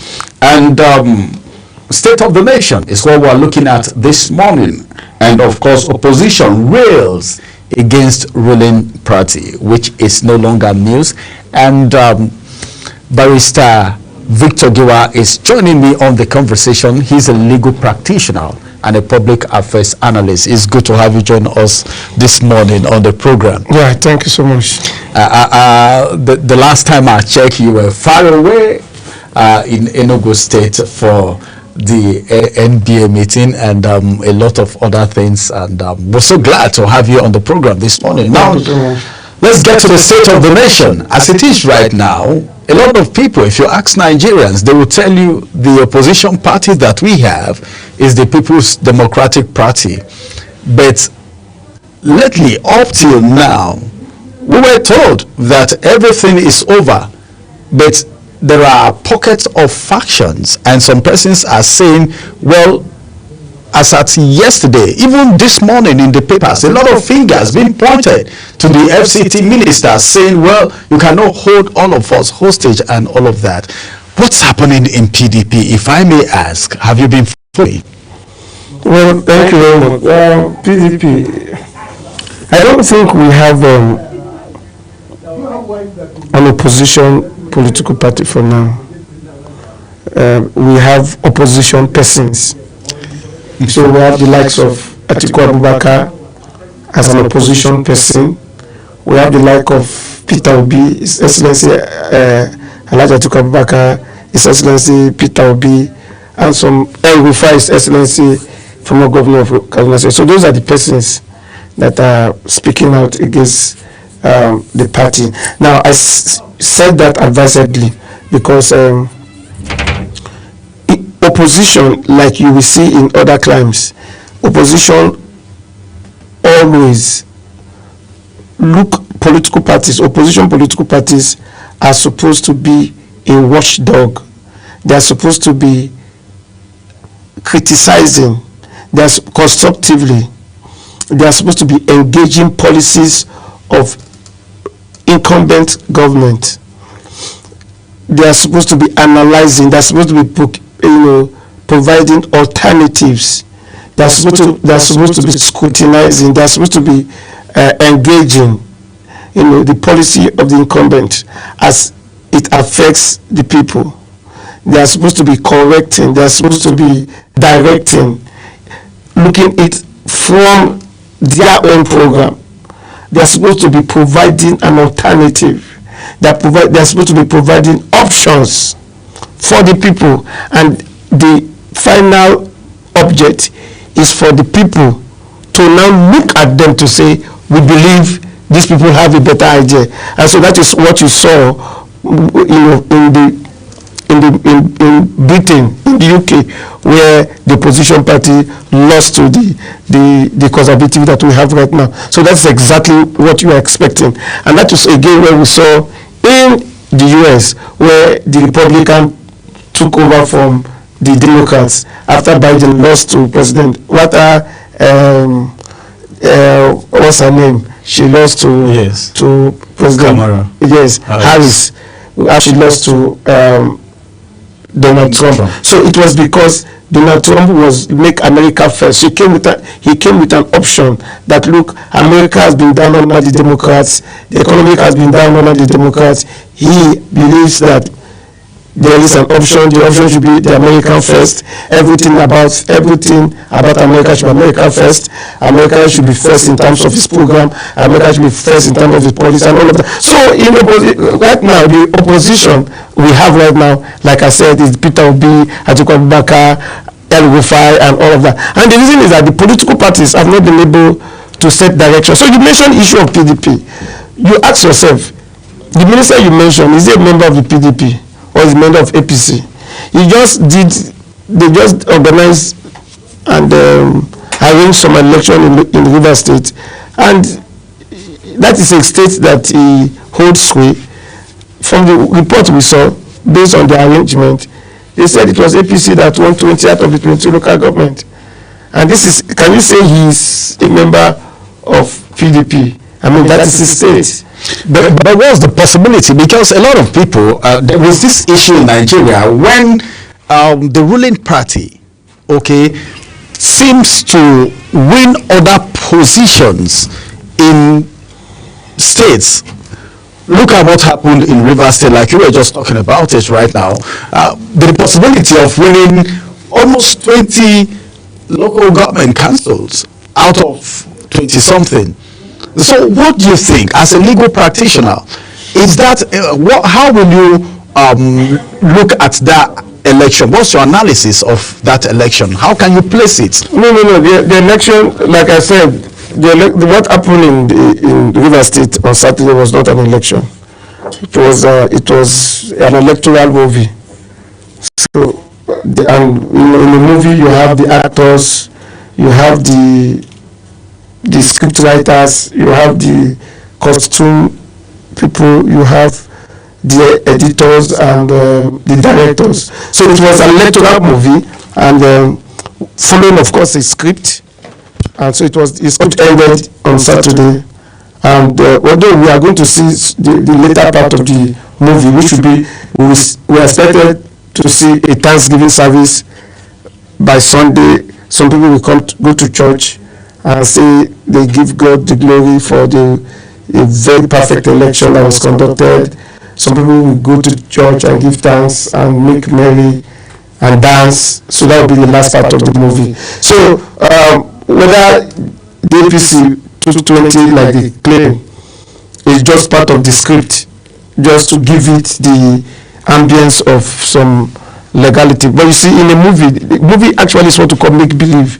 So they make the other members of the public to believe that they conducted an election. But I can tell you for free that that what happened in Rivers State on Saturday was not an election. And the reason is that, one, like I said I've said it in various fora and various media houses, that the sole administrator does not have the right to conduct that election, the local government election. So, in law we say that what you cannot build something on nothing, it will not stand. He does not have that power, so it is null and void. He is a sole administrator appointed under Section 305 by the President under the emergency rule. Section 305 of the Constitution does not give the President power to appoint a sole administrator into a state. That is one. Then two, even if he was appointed as a sole administrator in that state, on the 5th of August, he appointed one Monday OD as the chairman of the Rivers State Independent Electoral Commission to conduct the election that was done on Saturday. Now, the Rivers State Independent Electoral Commission law says that Section 7 says that the chairman, that the commission shall be made of 7 persons, inclusive of the chairman, who shall be appointed by the governor of the state under Section 197 of the 1999 Constitution as amended. Now, the Rivers State Electoral Commission is a creation of the Constitution, because Section 197 talk about State Independent Electoral Commission, and Section 198 says that the members of that commission shall be appointed by governor of the state. Rivers State Independent Electoral Commission is for that state, and the Constitution says that the 7 members of that make up that commission must be appointed by the governor of the state.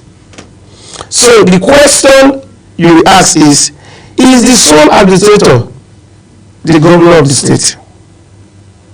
The Constitution is clear about who should be a governor. A governor is somebody who has put himself or herself for an election, voted by the people during a general election.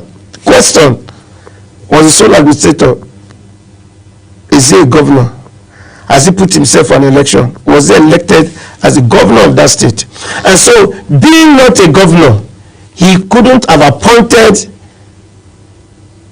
the chairman of that commission that conducted that election.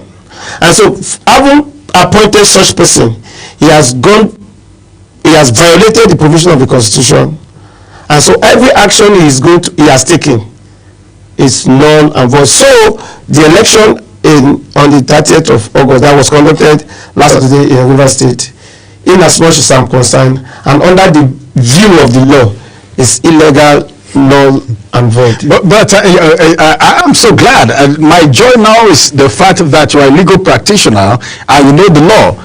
Recently in Nigeria, we've seen a lot of people take political offices from the court. All right.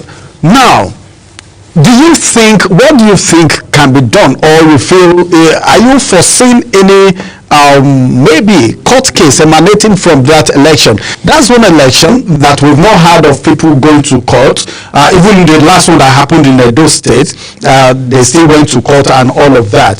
This is one election that we've not had anyone say anything. We've not heard of people going to court. So what can you say about people who may want to go to court, or you feel it's not important?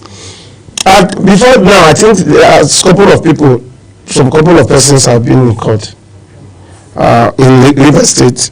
I am aware that some persons went to court to challenge, the election. Is it going to work? It's a bit dicey. The reason is because, like I said in a particular program a day before yesterday, that Rivers State is like a crime scene. I don't know if you have been in a crime scene where, especially when in a robbery scenario, where the armed robber is with a gun, and he tells you to come out from your car and bring out what you have in your pocket.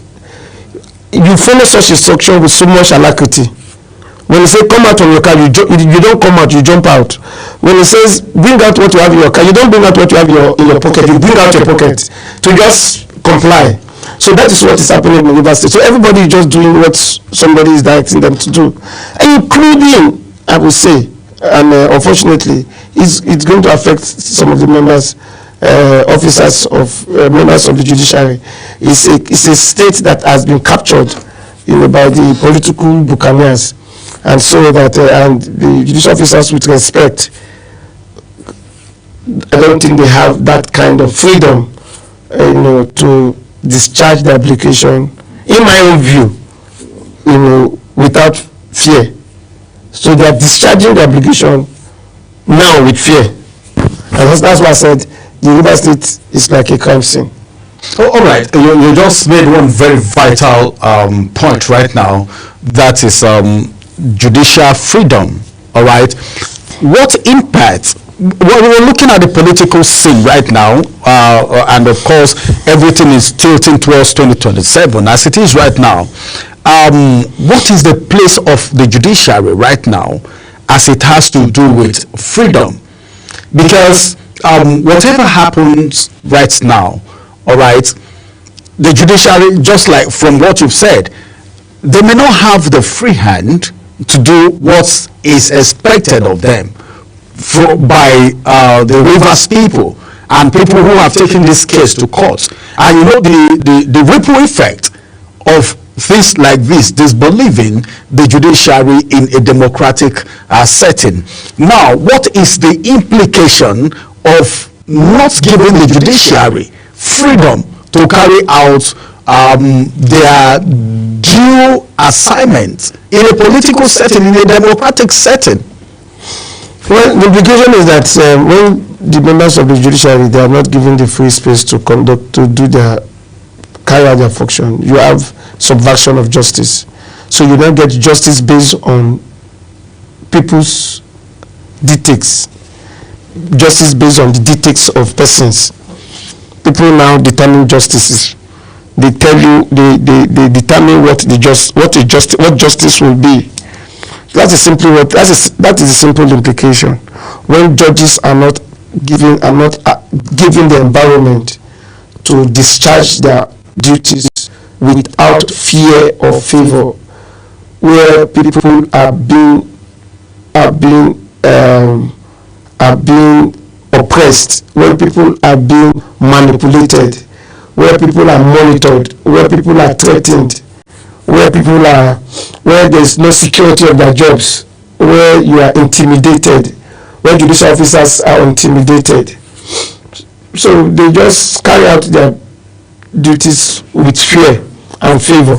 So you say that when you look at the oath of the judiciary, that you should carry out your discharge your duty without fear or favor. It is because it is expected that there will be fear. It is expected that people will come and seek for your favor. It is expected that people will threaten you, but you have to discharge your duties without fear. So in this case, the judicial and judicial officers are under serious intimidation by members of the executive in court. And so we see situation where even the courts themselves, sometimes ago, I think I said it here, that even the Attorney General made reference to that point, where I think he went for a program and he was making a presentation. He said, it seems that justice is now for the elites, for the rich, So, and that is to show you that even the Attorney General of the Federation is not oblivious of that fact, that the way the judiciary is right now, Nigerians are losing seriously confidence in the judiciary, and like you notice, people don't want to go to court. People are losing confidence in the court because they have seen it as where people dictate the kind of justice they get, very unfortunately, and so that is where we are. All right. Let's get back to the issue of the People's Democratic Party and, of course, the All Progressive Congress. Like you said when we got started, you said, well, it's obvious that the PDP is not, which is expected to give the APC a run for their money, they are not doing their job. Now, we have a coalition right now working towards 2027. One of the members, like you said the opposition that we have in Nigeria is individuals, and you mentioned names of people who see themselves as opposing the ruling party. You mentioned His Excellency Atiku Abubakar, the former governor of Kaduna State, His Excellency El-Rufai, and Peter Obi. These are the people forming what we call the coalition right now, the ADC. Now, El-Rufai, His Excellency El-Rufai was on a media and he said so many things. Remember his antecedents in APC before the fallout. And now the same people are forming this coalition. And the question was asked, in 2015, you came out, you said so many things. In 2023, in the last election, you came out and you were fully in support of the APC and even the Muslim ticket and this administration. And now the same you is coming to tell Nigerians that you don't believe in these people anymore. Putting all of this together, what do you think, okay, of the ADC and, of course, the 2027 election? Is he a free entry for APC as it is? Well, Nigeria is like Nigeria is a puzzle. It's so unfortunate that we find ourselves in a situation like this. What Nigerians expected from the APC is good governance, rule of law, human rights, the adherence to human rights, and elevation, providing economic goods to the people. And from what we are seeing, it seems to be that a lot of Nigerians seem to be losing confidence in the government of the APC. And the opposition, they are not also helping matters. Maybe it might be through the influence of the APC, because we made mention of PDP being an opposition. We said, and I told you that the former governor of Rivers State is a member of the PDP, but he just finished they arranged the election they had, and APC won 20, according to them, 20 of the 23 local government. So the question you ask yourself is, does it really belong to the PDP? And that is how other political parties have been. So ADC has a lot of issues. Atiku, we don't know whether Atiku is a member, but because what we knew or what we are aware of is that he has resigned his membership from the PDP. But whether he has now taken the membership of ADC is not within the public knowledge. The same to Peter Obi. So the question is, what exactly are they bringing options? Are there alternatives? That is the question we'll be asking ourselves. If there are options, what do they have on the table? What is their program? What is their manifesto? What is their agenda? And who are these persons? El-Rufai, who is a member of the ADC now, is a member of the, not just member, a founding member of the APC. When he was in Kaduna, what was his history? What was his achievement? What was his record? During El-Rufai, we had a lot of issues, crisis in Kaduna. Christians in Kaduna, especially those in South Kaduna, were feeling a bit oppressed. They had cases of killings, herdsmen, attacking communities in the south of Kaduna. So what was his policy during the time, what was his program during the time of the late President Buhari? How did Nigeria fare during the then President Buhari, under which El-Rufai was the governor of Kaduna State? So when you look at what they had, if you look at their program during President Muhammad Buhari, when El-Rufai was the governor, Nigeria had, very stunning inflation rate. Poverty rate was on a geometric increment. Naira got to like 700 before Buhari left. So there was a devaluation of the Naira.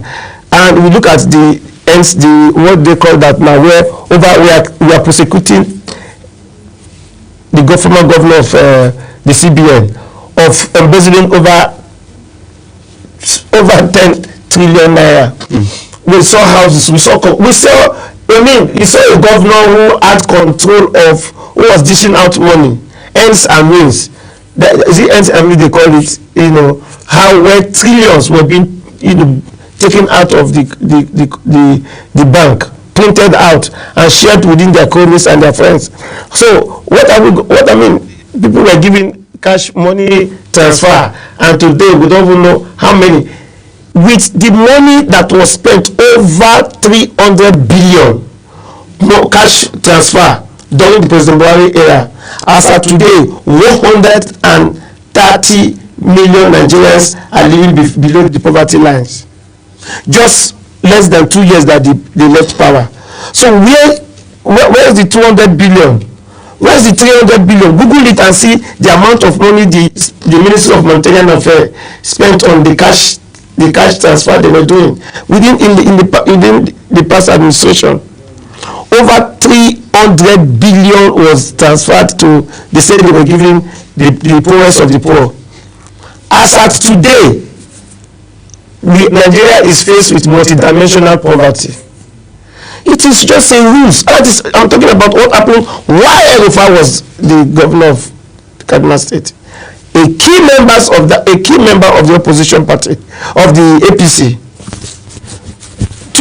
less than 2 years down the line, you are shouting. So we don't believe in such people, because we have seen their record. Their record did not tell us that they are going to do something different. So their cry is just a case of them being brought out of power.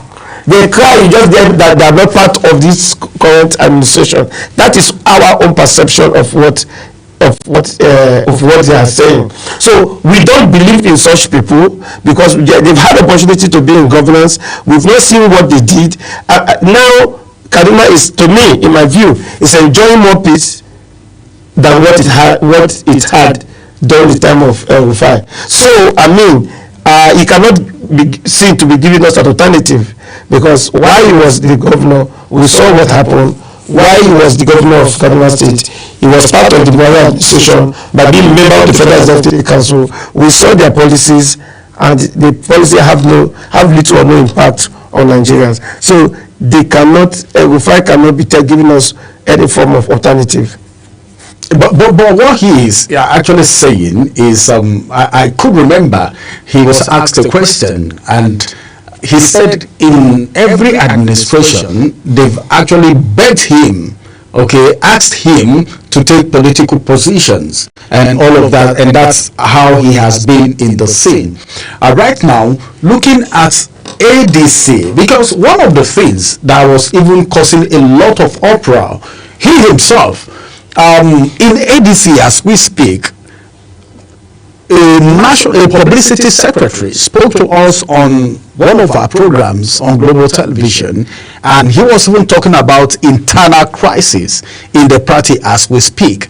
Then a pointer to that fact is that El-Rufai have come out to fault Peter Obi and Mechi, who are members of the coalition, in quotes, for talking about a one-term bid. So now, can we say there is disagreement between these people. They are not, can we say they are not aligning? Because the people we have in ADC right now is we have David Mark as the acting chairman, we have Peter Obi, we have Amechi, we have Aribishola, El-Rufai. But from his statement and the issue of wanton bid, a lot of people have frowned at it. Do you see that as a political statement? Because what he said is that it is a political statement. Even when he was asked a question about the Muslim Party, he said, well, it's a strategy that was being used by the All Progressive Congress. And the issue of one-term bid is also a strategy. That's what he said. So now, what does that speak of ADC and, of course, 2027? Well, I think what is a personal opinion he was putting out. He was saying that he believes that the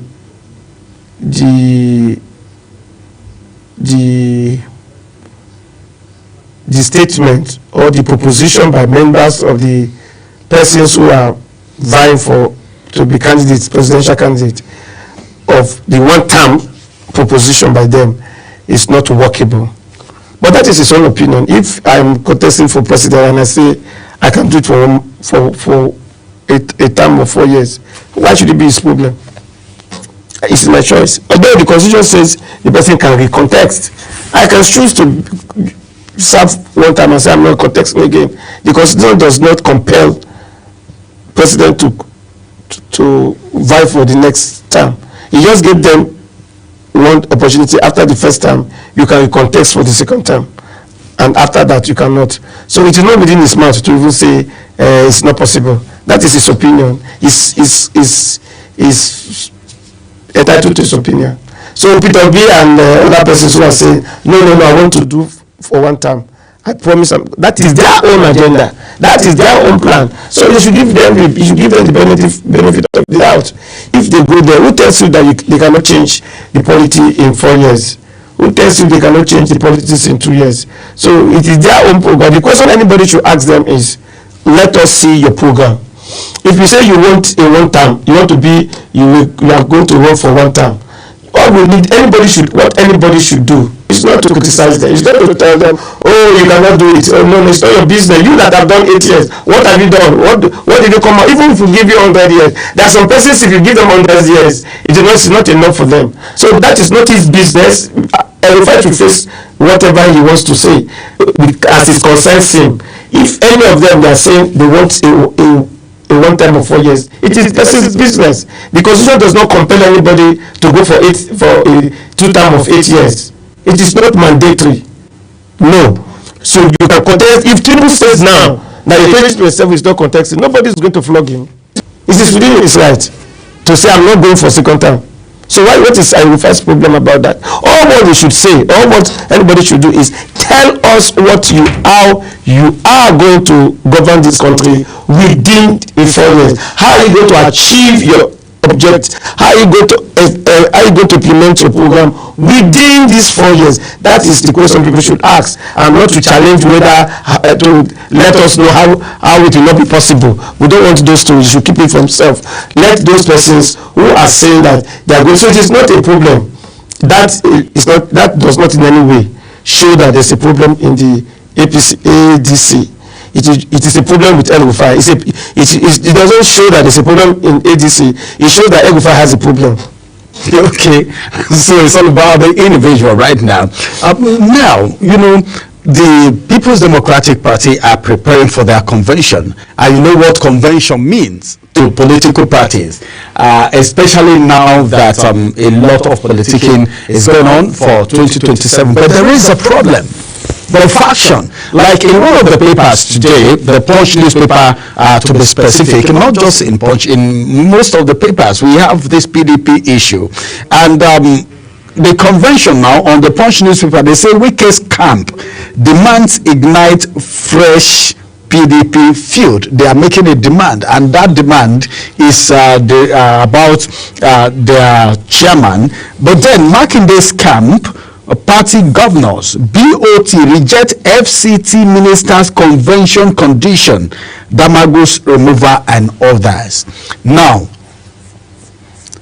the People's Democratic Party, all right, as it is right now, and with what is happening between them, this is internal. Now, some person cannot ascertain whether the FCT minister, he said he's a PDP member, but some persons are still of the doubt. Some persons are still doubting whether or not, because of some of these things playing out. What do you think is happening in PDP between these stakeholders? These are people that before now, okay, look at Makinde and of course Wike, and look at how the relationship is going right now. I was in one of their BOT meetings, and what they said is that everything has been resolved in the People's Democratic Party, but we are seeing new fields every day. What does that speak as far as APC and PDP is concerned? Because every average Nigerian, some even believe that the parties we have in Nigeria is just APC and of course PDP, because these are the ones that have been ruling that a lot of Nigerians know. With what is happening now, what do you think the FCT minister is up to? Anyway, for me, I think that the PDP is having serious issues in accommodating Wike, and Wike is trying to do an asset job. Wike want to take control of the machinery of the PDP with the intention to use it against and in favor of the president. Of course, that is what you have seen. I mean, we don't need to analyze or debate that. You have seen it in Rivers State. He just came and told you that 20 local government has been won by an opposition party. A party. Is it Wike that said it, or no? Wike and I'm not saying Wike declared the result. I'm saying Wike said he has also confirmed that APC won 20 out of the 20 local government. So I'm not saying that it was Wike that declared the result. The result was declared by Wike. So the point I'm making is that as a member of the PDP, it should not be something you should be proud about. So the point therefore is that it is an attempt to dismantle the PDP, to weaken the PDP, so that it can give certain advantage to the APC. And that's why I said he's doing an asset job. So the PDP should know what to do. And I'm disappointed that the PDP, they are saying they're a political party, and I see one of them taking some of these actions, and they have not been able to address it. It just shows that they are just dogs that can bark, that does not have the capacity to bite. And so if you have a dog that is without a teeth, there's no point having the dog around you, because the essence of having the dog is to provide certain level of security for you. So PDP is just like a chess game. The Wike is trying to use them to negotiate political advantage for himself. So what do you think of 2027 for APC? Can we now say, well, with what is happening, I think it's going to be very easy for the All Progressive Congress? No. 2027, as much as I'm concerned, in my very strong opinion, I have not seen any of the political party that can dislodge the APC. Because from what you have seen, the APC the ruling party has captured the system. They've captured all aspects of our national life. I mean, everything is being influenced by them. The way the system is structured and the way it is being operated and conducted right now, it's going to be very difficult for any of these political parties to dislodge the ruling party. The ruling party, they're in control of the army, they're in control of the police, they're in charge of they're in control of the judiciary, they're in control of everybody. You can hear that the FCT minister was saying that the president has power to suspend some provision of the constitution.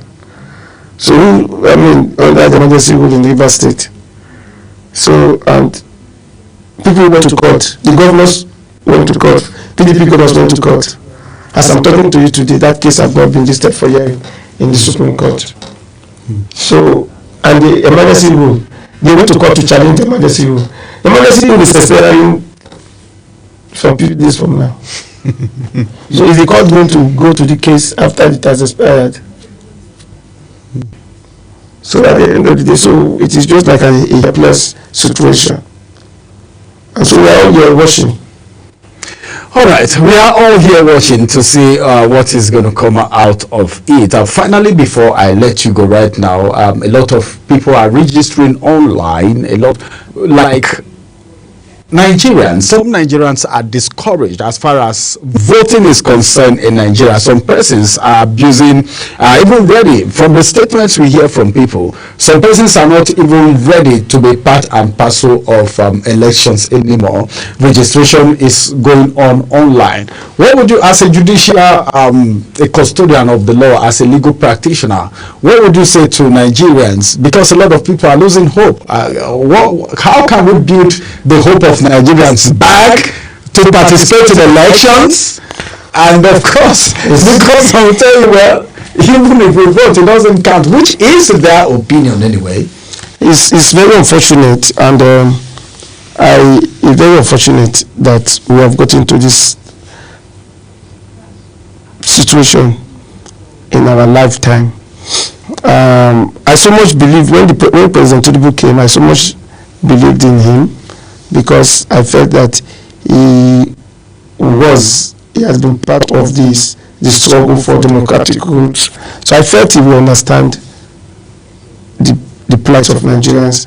I felt he was in a position to do some corrections, to put standards, to win to give confidence to Nigerians, to the citizen, about how Nigeria should be.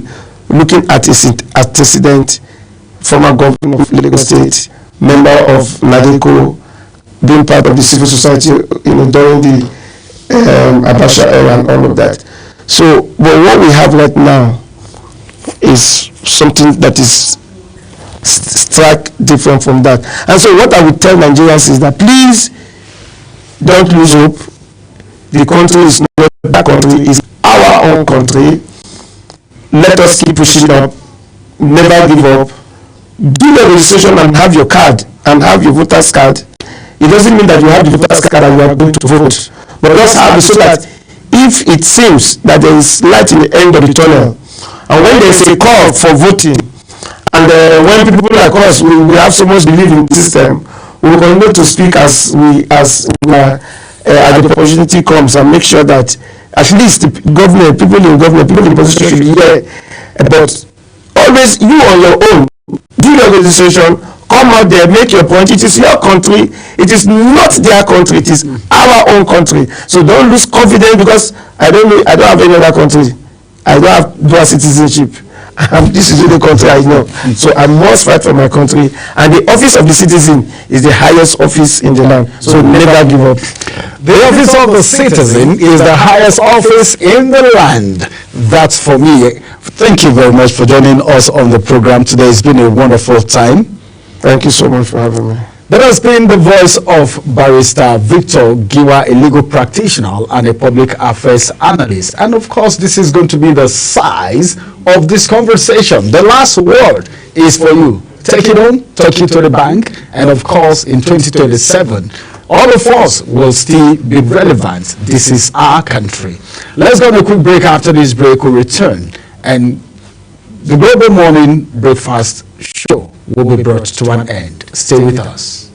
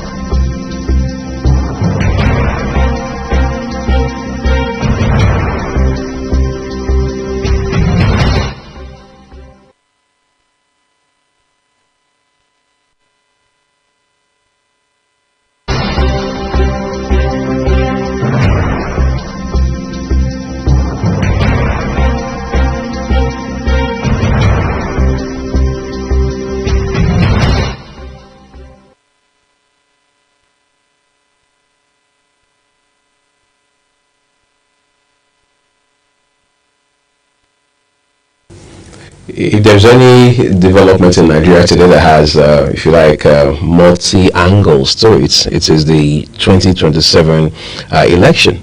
Well, for the APC, they have always been very clear that President Tinubu is going to coast home to victory, as politicians are known to always say. For the opposition, they have a radically different view of how they believe that the election will turn out. But then again, the question is, will it be about issues?